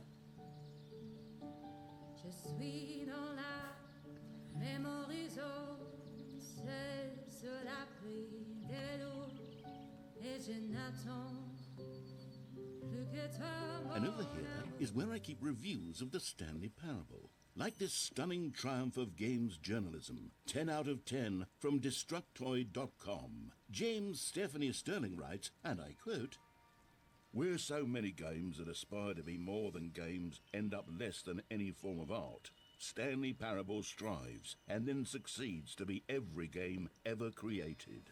Did you hear that, Stanley? Every game ever created. That's how grand and all-encompassing the original Stanley Parable was.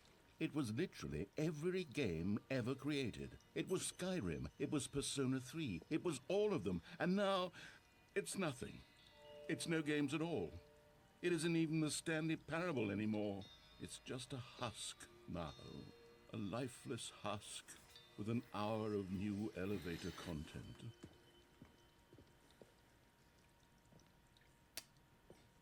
Curious.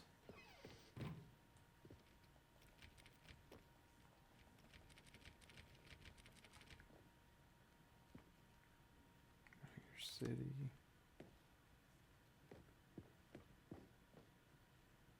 Let me try it again.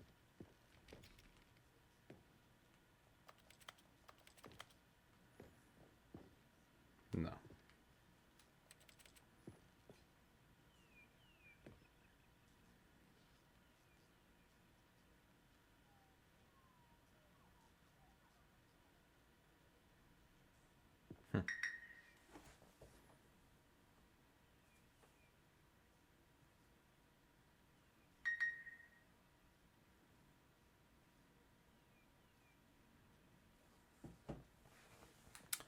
How unprofessional. How unprofessional.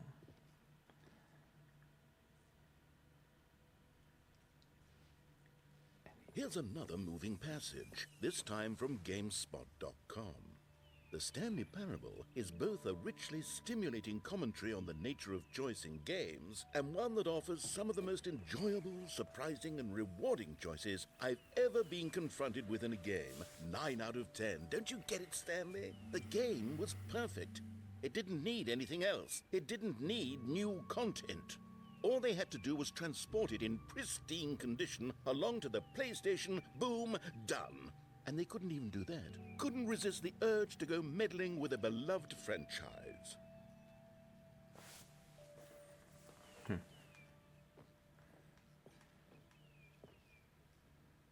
Carpet textures.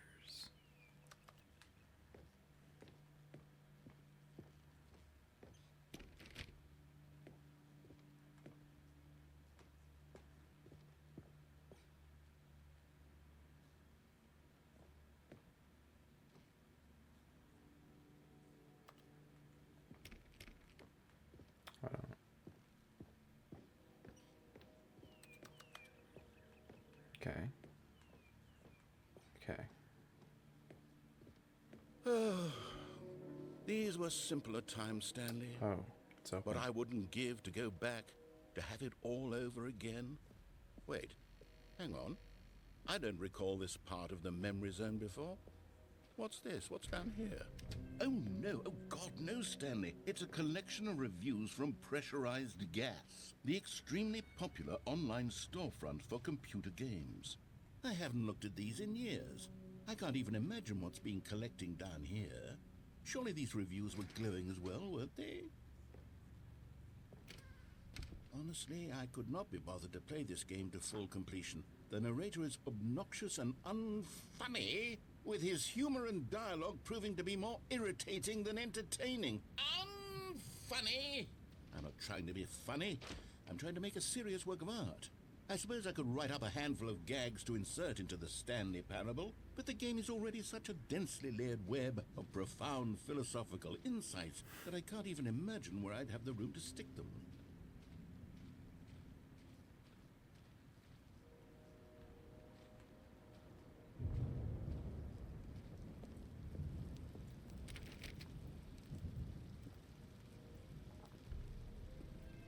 Okay, let's see what this one says. While the idea for the game is good, for someone who prefers non-linear games, this preachiness gets annoying fast. Preachy? Stanley? I'm not preachy, am I? You can tell me if I'm preachy. Honestly, you can. Oh, goodness. This is actually quite shocking for me. Well, to be honest, I had always thought of the game's dialogue as being rather terse to begin with. You can't know how much fluff I cut from the game to get it to feel as light and airy as it... Well, I always thought it did. But maybe it wasn't. Oh dear. What an awful memory to have to hold on to. These black marks on my otherwise unimpeachable track record. I feel like a failure. Like I let these people down. Perhaps the Stanley Parable isn't quite as sterling as I always remembered. What's this one got to say? You constantly have to stop doing anything so the narrator can catch up with his long-winded explanations of what's happening. I wish there was a skip button. A skip button? Well, yes. Yes, I think we can do that. If I'm truly too preachy, then maybe letting you skip ahead for just a moment, surely it couldn't hurt. Not if it means we can strike these negative reviews from the record. Only positive reviews of the Stanley Parable. That's my motto today, and it's always been my motto. I'd do anything for the customer, Stanley. Yes, a skip button we shall have.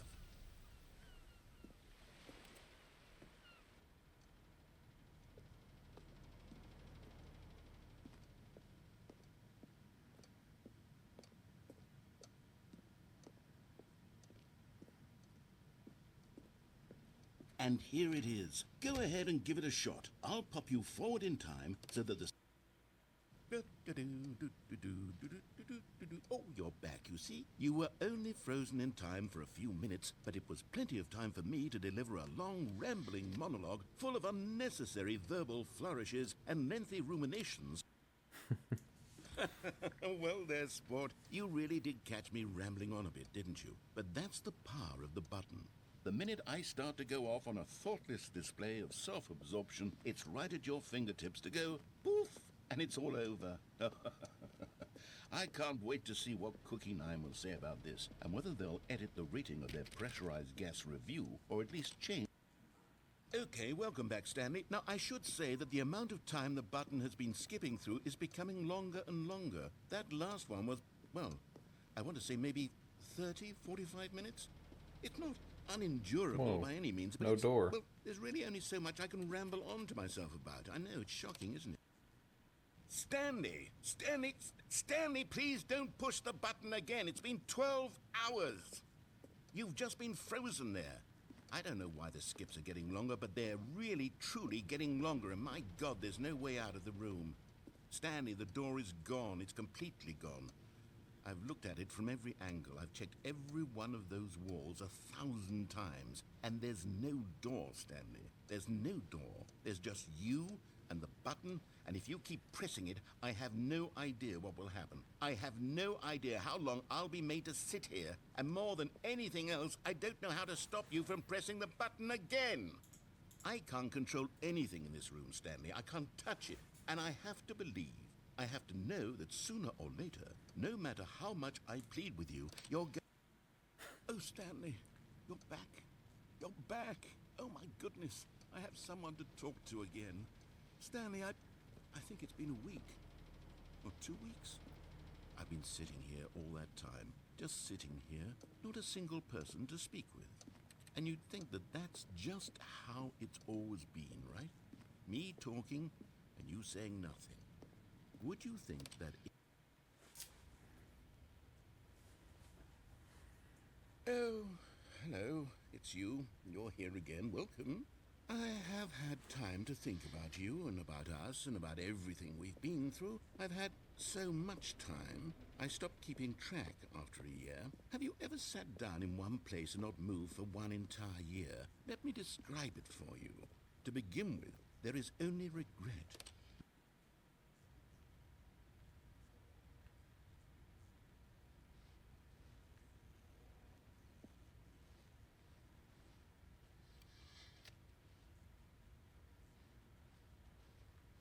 Hello.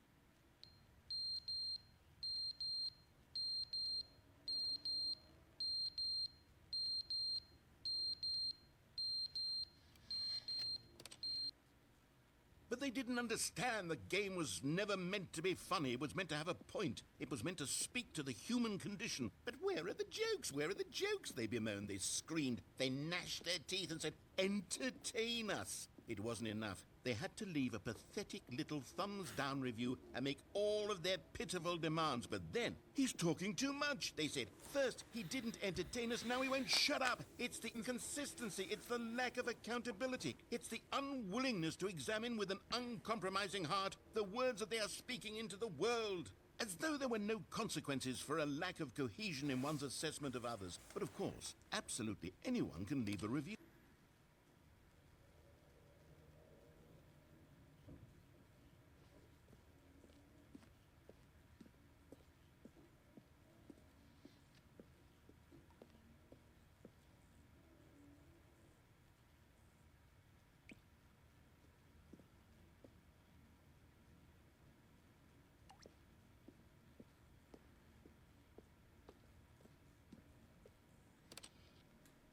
The end is never the end, is never the end, is never the end, is never the end, is never the end, is never the end, is never the end, is never the end, is never the end, is never the end, is never the end, is never the end, is never the end, is never the end, is never the end, is never the end, is never the end, is never the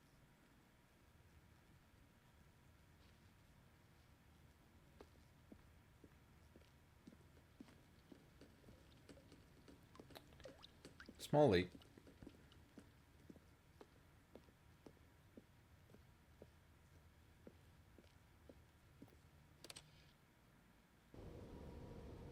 Oh, dang.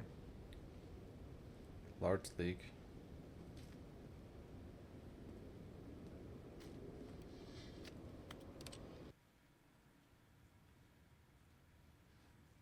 Very large leak.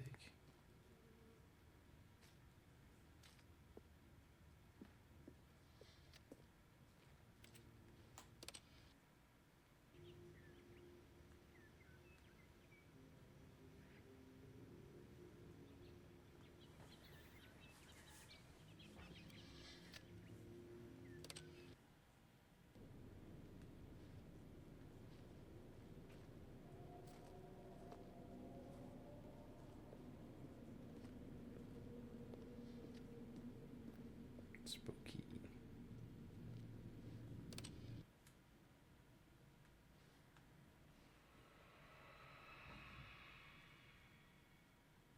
Very spooky.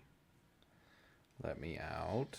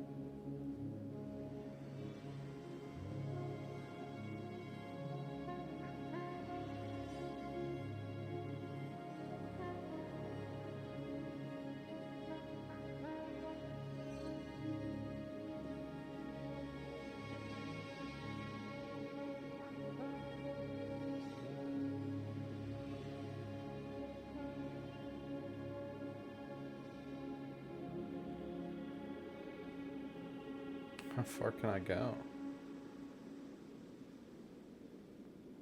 That far. Okay.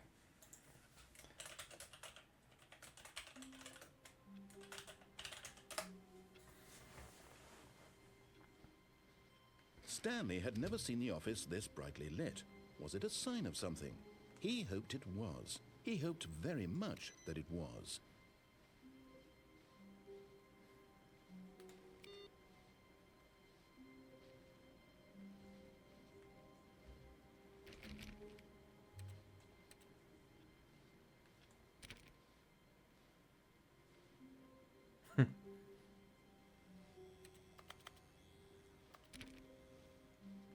Oh, good. You notice my sign. Yes, I have something very exciting to show you.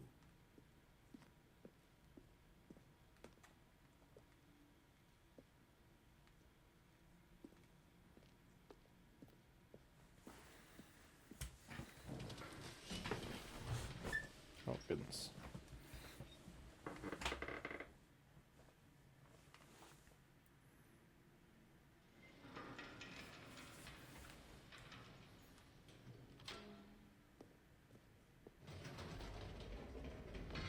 You see, Stanley, I've been reflecting on the Stanley Parable and about how roundly disappointing this ultra deluxe version has turned out to be. The original Stanley Parable was a landmark, and any new content for it should live up to that legacy. So forget this ultra deluxe nonsense. I say we take it one step even further. Which is why I'm very proud to announce for the first time ever, the Stanley Parable 2.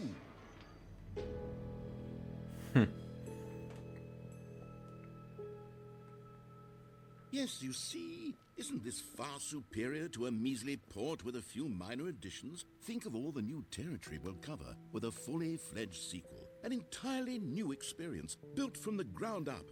Why, there are so many possibilities. It could go in so many different directions. This is what fans have truly been asking for.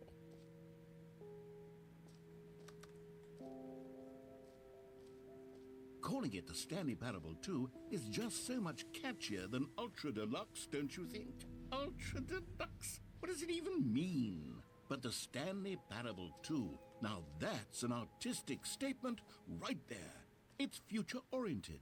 It screams progress and innovation and long-term franchising potential.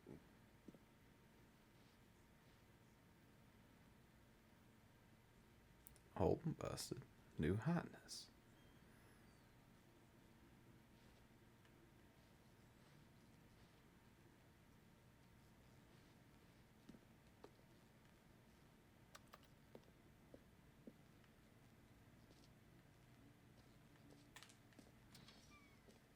Now, to be clear, I haven't quite nailed down what exactly the Stanley Parable 2 is going to be, but let's take a look at some of the features I've been developing for it.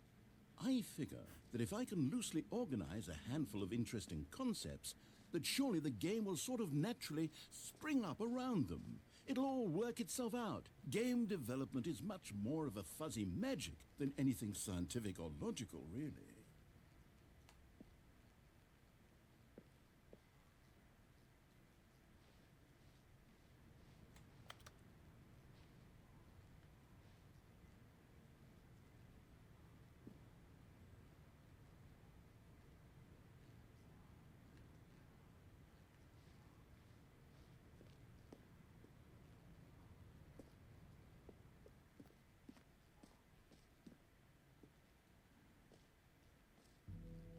Here we are. Go on, try out some of the new features.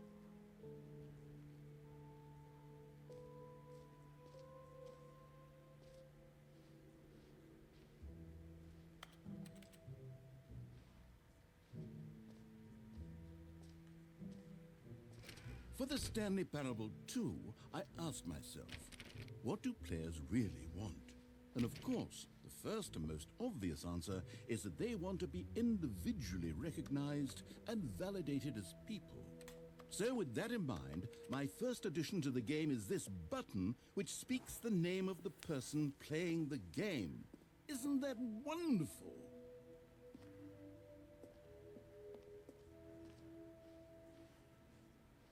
Jim. Sorry, I should have clarified. Right now, the button only says the name Jim. But of course, in the final game, this button will say your name, whatever name that is. Here, let's have you role-play as Jim to really simulate the full experience of this feature. Just play along. I promise you'll love it. Okay, here we go. Let's take a deep breath, clear your mind, forget whoever you are, and simply become a person named Jim. I want you to imagine yourself living... Jim. Whoa, hold on. I wasn't finished setting up the Sorry. backstory. If you don't properly roleplay as Jim, then you'll never understand the impact of this button. Otherwise, it's just a stupid button that says somebody else's name. Okay, we're doing it again, and this time let me finish first. Now, allow yourself to become Jim. Imagine yourself driving to work. Jim. All right, fine, whatever. It's just a meaningless button that says Jim. Are you happy now? Get out of here. I'm done with this button. Why don't you go humiliate me in front of a different feature that I worked very hard on? Jim. See, if you'd only played along, that would have been your Jim. name the button Jim. says, but no. Jim. Jim. Instead, Jim. oh, Jim. I can't Jim. even think Jim. about it. I'm Jim. taking the Jim Jim. button away. Jim. Jim. Jim. Jim. Jim. Jim. Jim. Jim. He took away my button.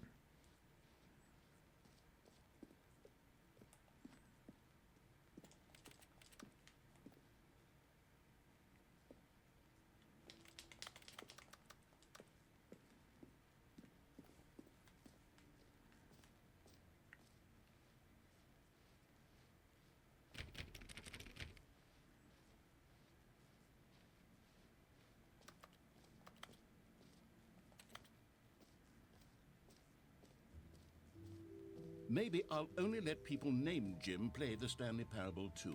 They would appreciate what I've created here.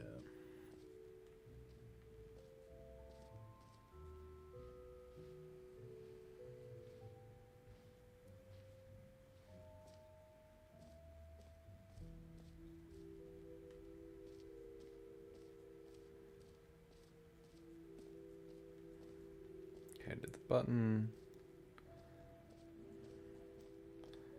I'll do some other stuff real quick.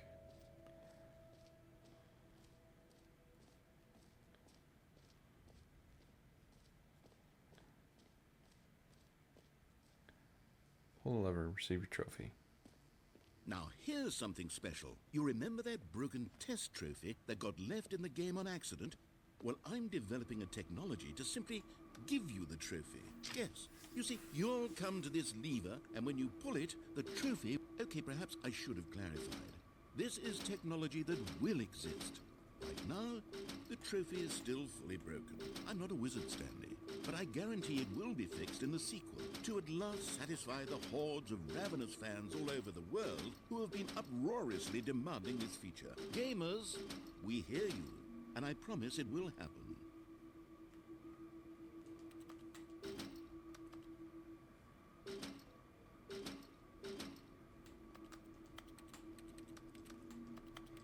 Dang it.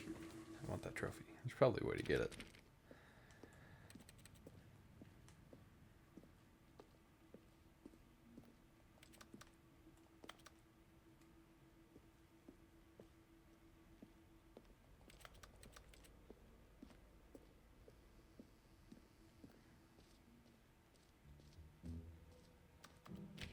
What else? What other exhibits haven't we seen yet?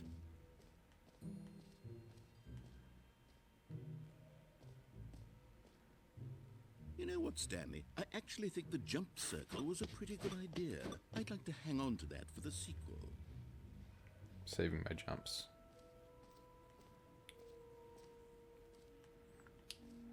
Bucket. Yeah. It's in here. Okay, I'll be honest, I haven't yet decided on this one. I think that in the new version, the office could use a bit of decoration, like balloons. But I'm undecided on Get Well Someday and Happy 12th Birthday. Which would you go with? Someday. You know, sometimes when you solicit another person's opinion, it makes you realize that you knew which one you actually really wanted all along. Happy 12th birthday, step-niece, it is. Or actually, maybe I should have gone with... No, I've made my decision, we're moving on. Come now, you've already made your choice. It's true that you chose badly, but we all have to move on from our mistakes.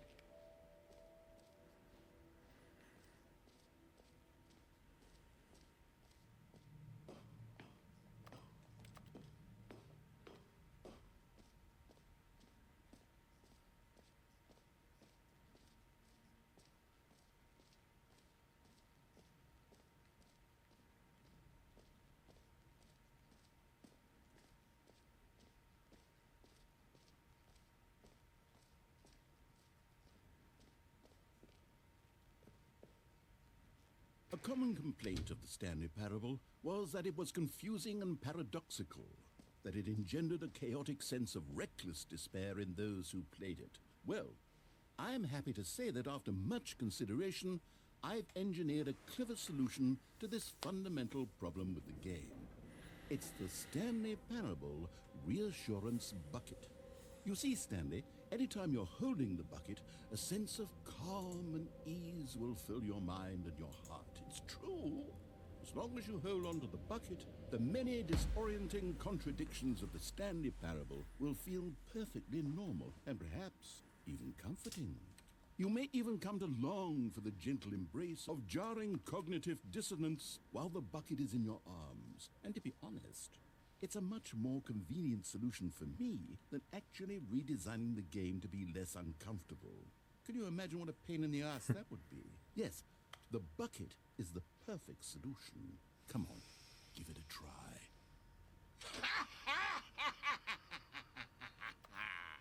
Can you feel it?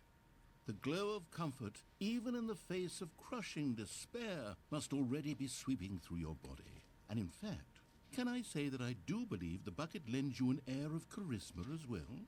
I think that just holding it has made you the slightest bit more attractive as a person. The benefits of the bucket seem to go on and on, don't they? All this and more awaits you in the Stanley Parable 2.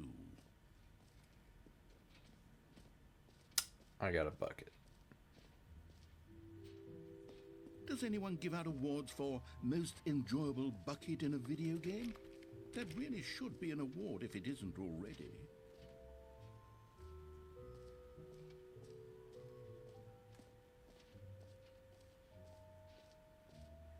I'll try the trophy again, then go for the collectibles, and then try the infinite hole. Yeah, trophy, collectibles, hole.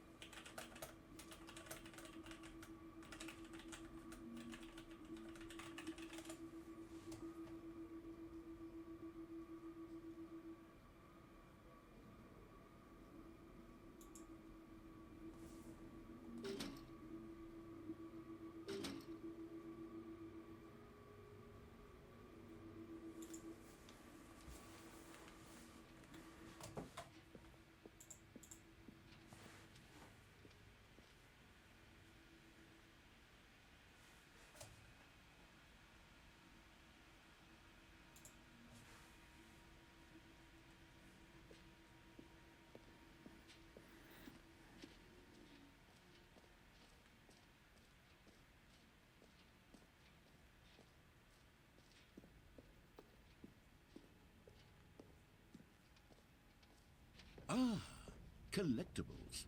Now it's a real video game. In the Stanley Parable 2, you'll run around gathering up these miniature Stanley figurines. And what's truly innovative is that there will be no reward for collecting all of them. I don't want to stifle the intrinsic joy of watching a number go up. You simply collect all of them, and then you move the hell on with your unremarkable life.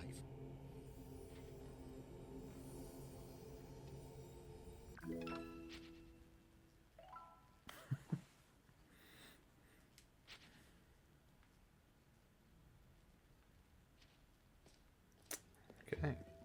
God, it really is the worst when you collect everything in a video game and then they give you a big fancy reward for it. Absolutely tragic.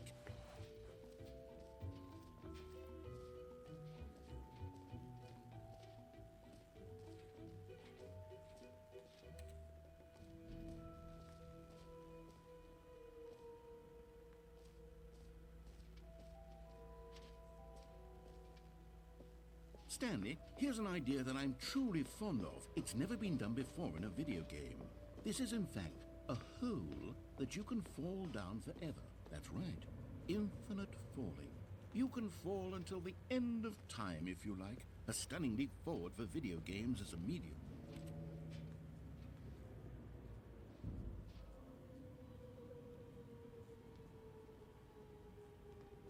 You see, isn't it wonderful? One of my more ingenious concoctions, if I do say so. Now then, since you've gotten to see the infinite hole, you can press the teleport button to pop back up to the top, and we can continue onward. Now, I don't mean to be a bummer, but I do recommend you use the teleport button to go back to the top. Maybe do it on the sooner rather than later spectrum of things.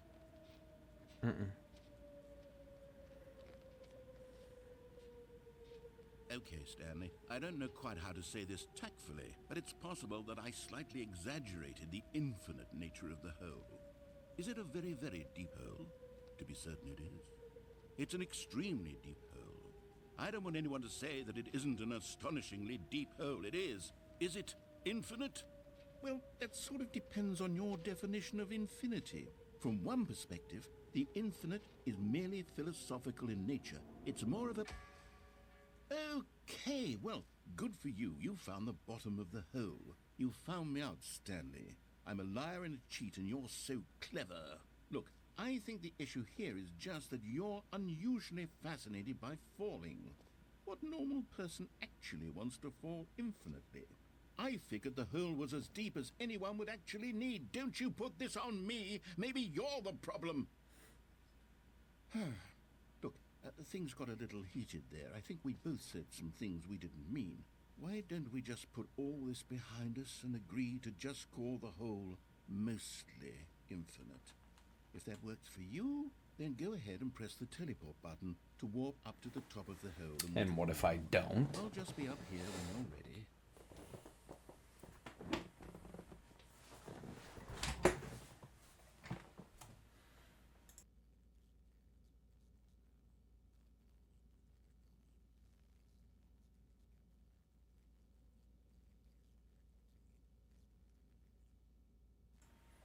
Okay, while I don't do this, I'm going to do a recap again.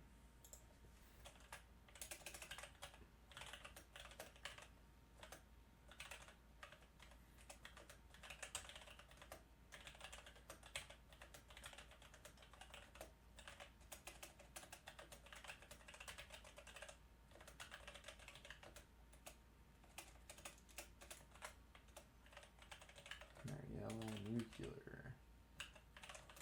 Podium. Third person.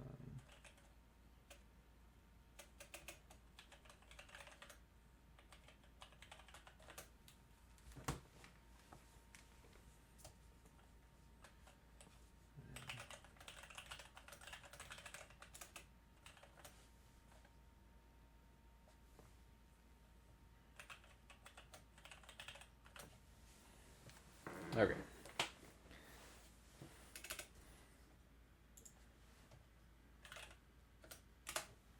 Boom. Cool. Will he do anything? Great. Now, I'm very excited. Oh, for heaven. You see, I was right. The problem is you. The problem is that you like holes too much. Not normal.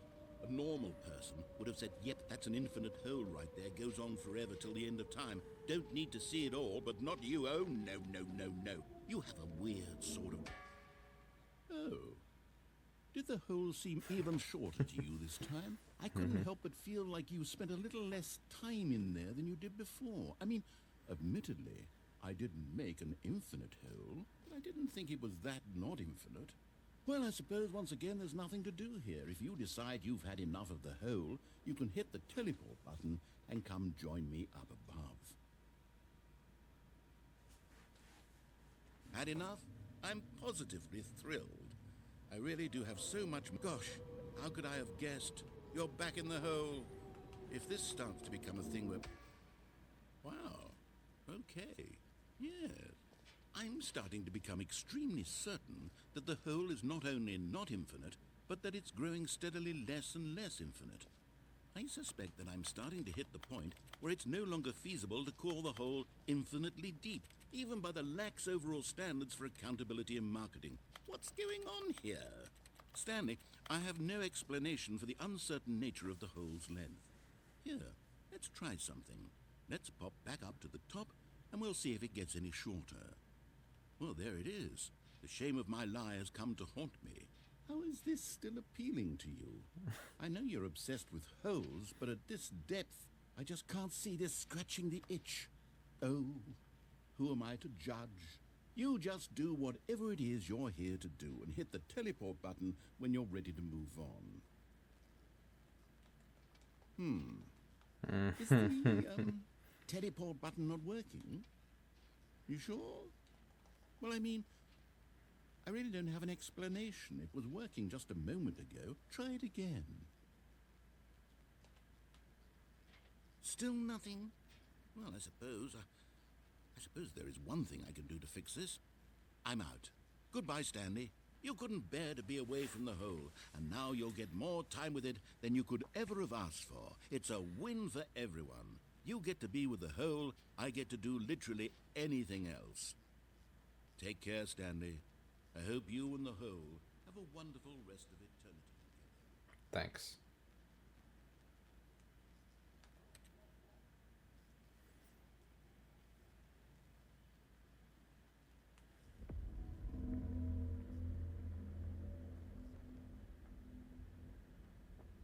I have a bucket.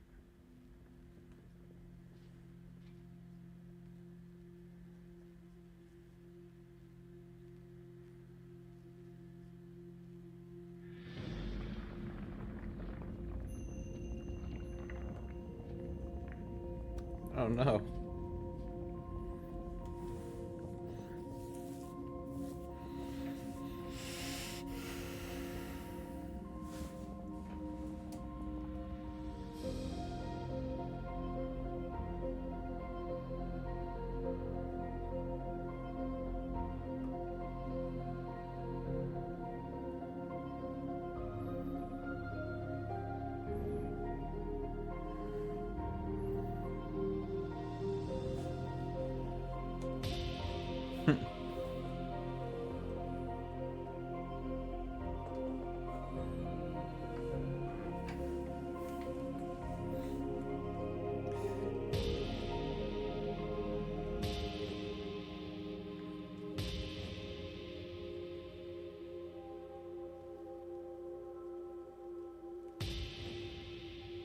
My perception.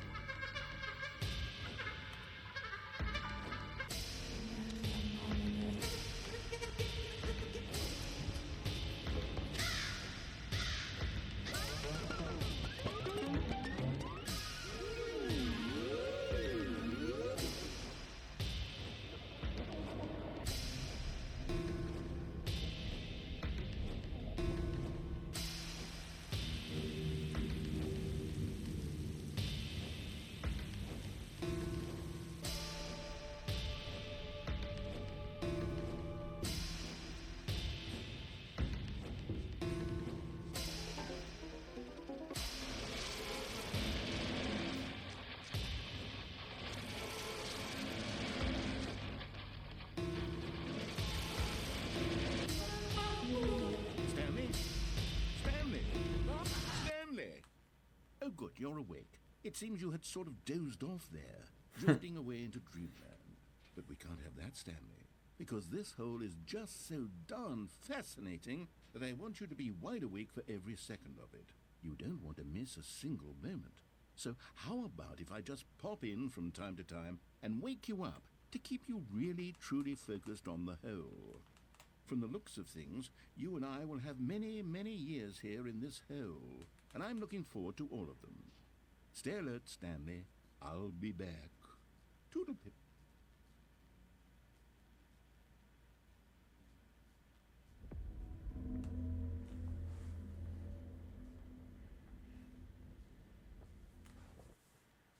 Ah, that was it. Okay.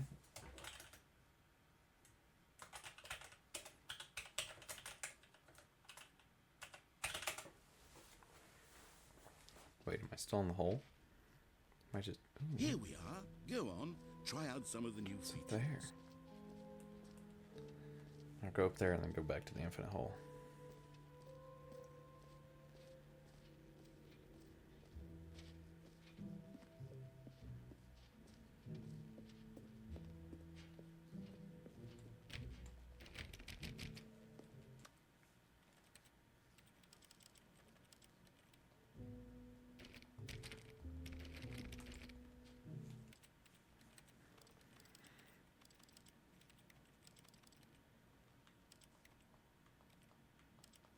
Do I have to do every one of the settings?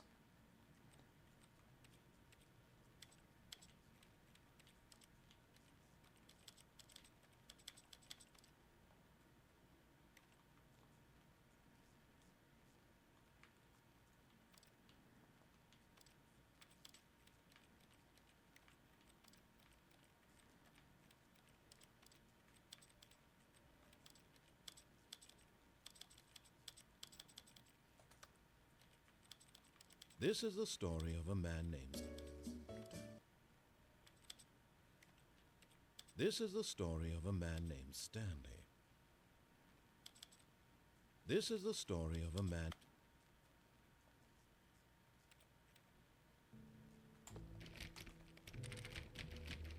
What is the settings world champion?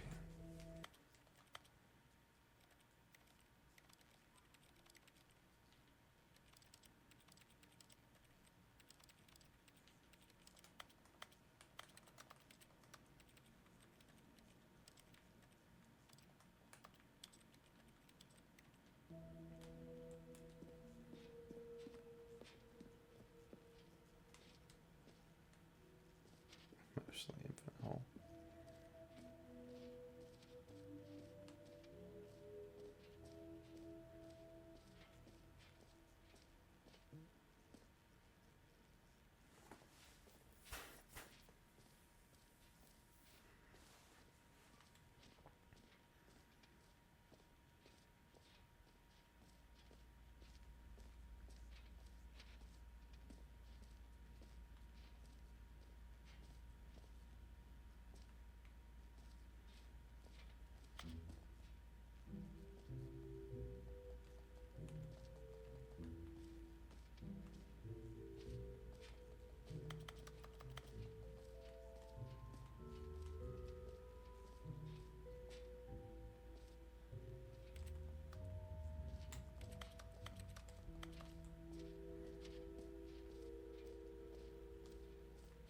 I think I'm still in the hole.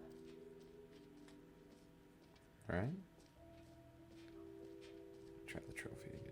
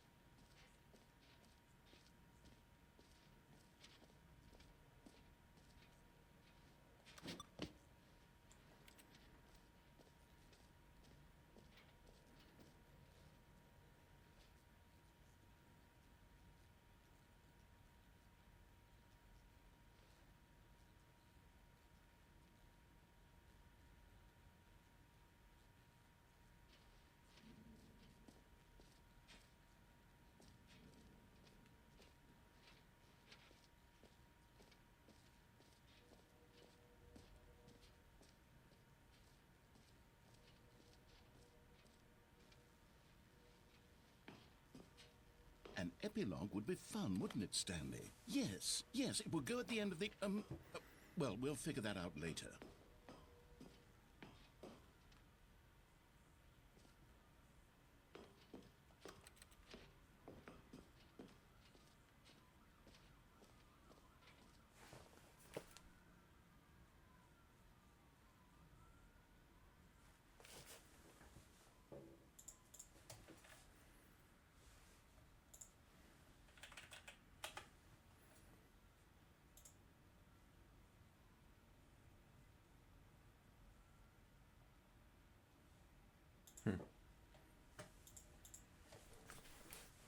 Okay. Settings for champ.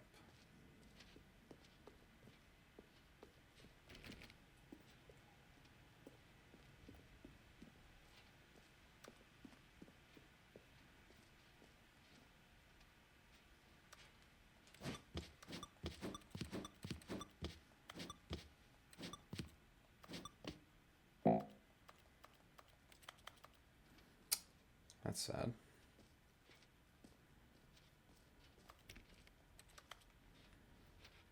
Collectibles, infinite hole, exit. Okay, so just go this way, right? No.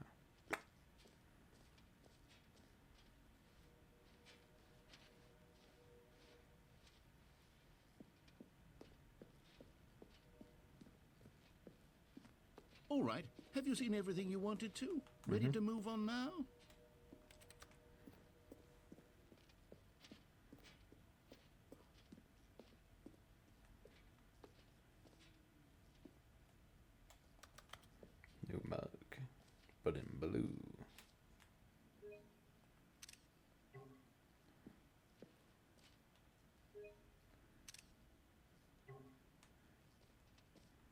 So, Stanley, what do you think?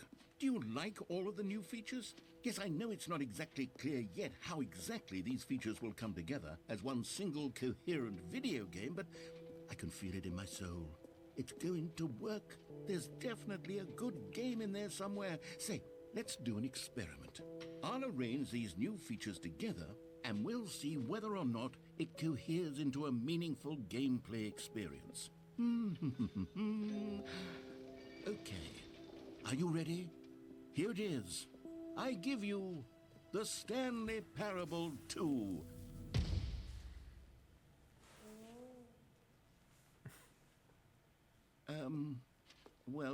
I mean, there's potential here, right? It's sort of... Okay, never mind.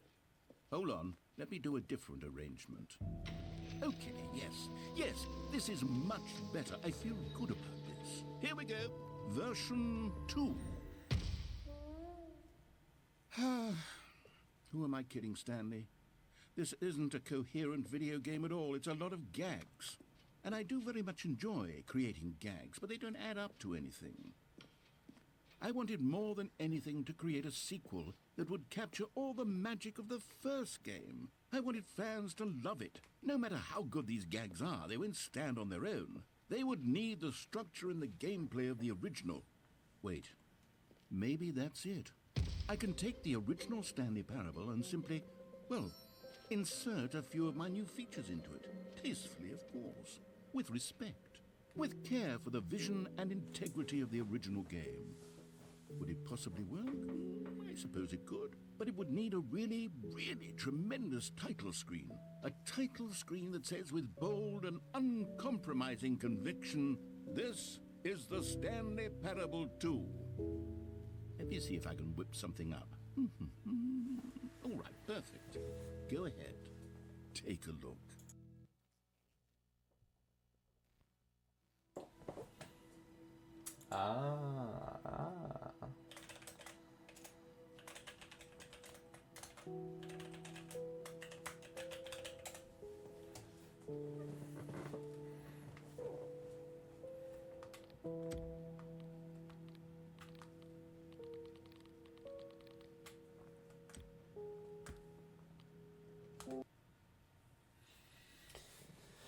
Well,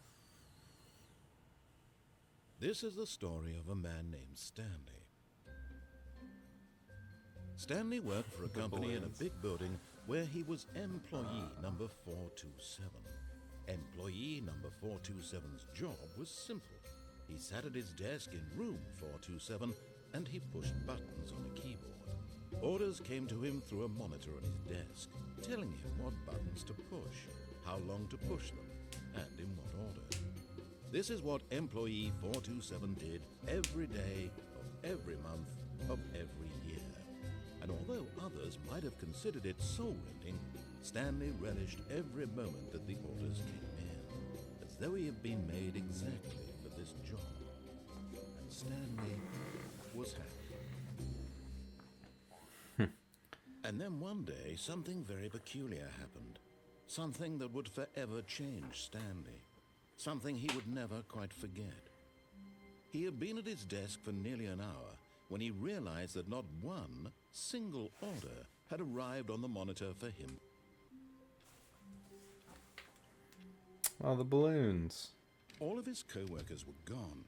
What could it mean? Stanley decided to go to the meeting room. Perhaps he had simply missed a memo. No matter how hard Stanley looked, he couldn't find a trace of his co-workers.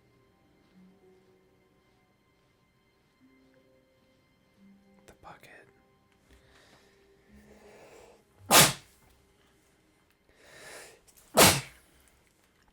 Excuse me. Is there rope? Stanley went around touching every little thing in the office. Stanley felt the bucket calling to him, begging him to pick it up. Why was he not doing it? When Stanley came to a set of 2 open doors, he entered the door on his left. I think that was probably going to be my last. Yeah. Probably going to be my Yet last there was not ending. a single person here either. Feeling a wave Gonna run of around. disbelief, Stanley decided to go up to his boss's office. Hoping coming to a staircase, Stanley walked upstairs to his boss's office. Hey. You found one of them. One of the miniature Stanley figurines. Remember, no reward for collecting all of these, only the intrinsic pleasure of a job well done. You can't buy that sort of happiness, Stanley. God knows I've tried. So, I implore you to savor each and every moment you come across one of these beautiful figurines. Oh, that's a new one. You're just crime to commit crimes, isn't it, Rich? What a life it would be just.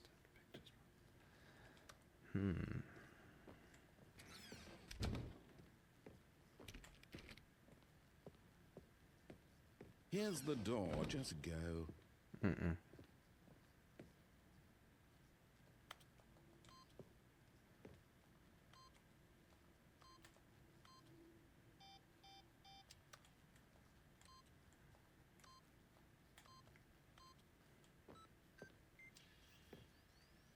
Hey, what? That was a new sound. Did something open?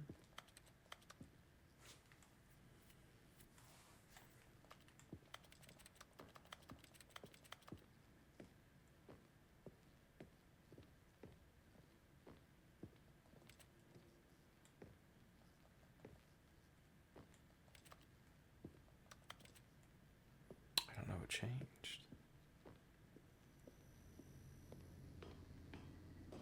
Oh. Another miniature Stanley figurine. This, you know, there really must be a snappier name for these things. What about mini-stands? Stanley figs? Or what about Stanlerines? Yes, I think I like that. Another Stanlerine under your belt.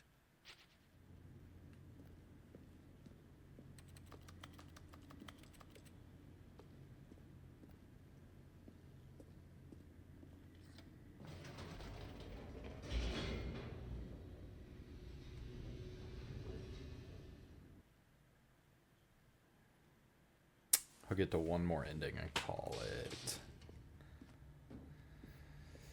Okay. Stanley walked straight ahead through the large door that read Mind Control Facility. Although this passageway had the word escape written on it, the truth was that at the end of this hall, Stanley would meet his violent death. Nah. The door behind him was not shut. Stanley still had every opportunity to turn around and get back on track. Nah. At this point, Stanley was making a conscious, concerted effort to walk forward and willingly confront his death. Correct.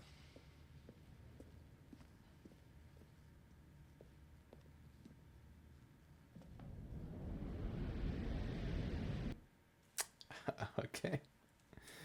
All right. Oh, never mind.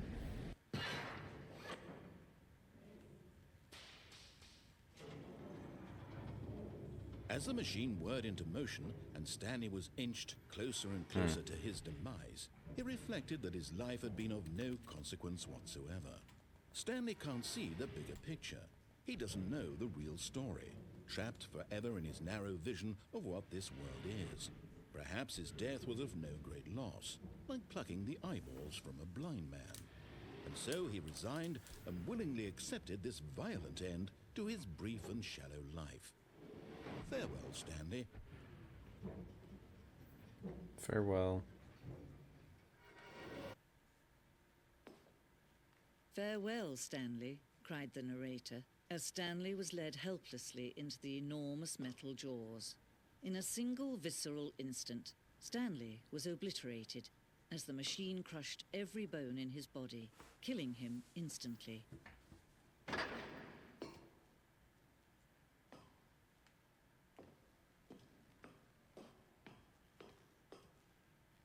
And yet it would be just a few minutes before Stanley would restart the game, back in his office, as alive as ever. What exactly did the narrator think he was going to accomplish? When every path you can walk has been created for you long in advance, death becomes meaningless, making life the same. Do you see now? Do you see that Stanley was already dead from the moment he hit start?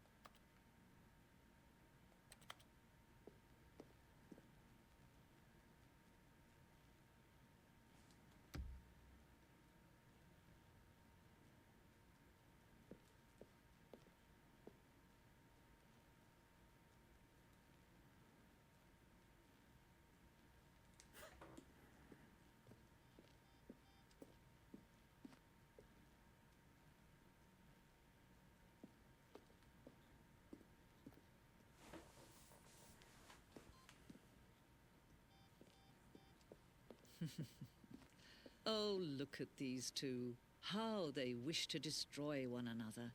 How they wish to control one another. How they both wish to be free.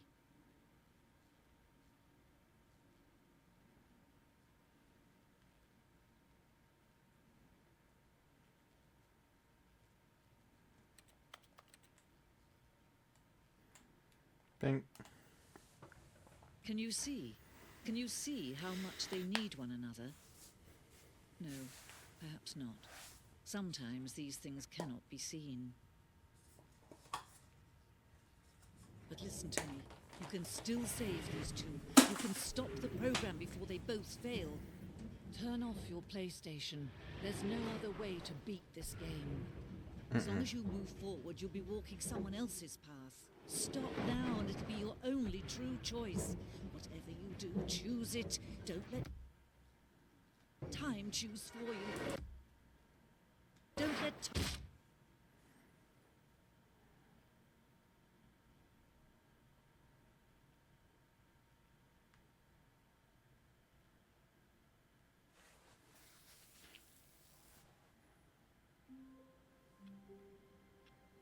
Alright, I think that's it for me. So far we've got quite a few endings, but I will pick back up later on.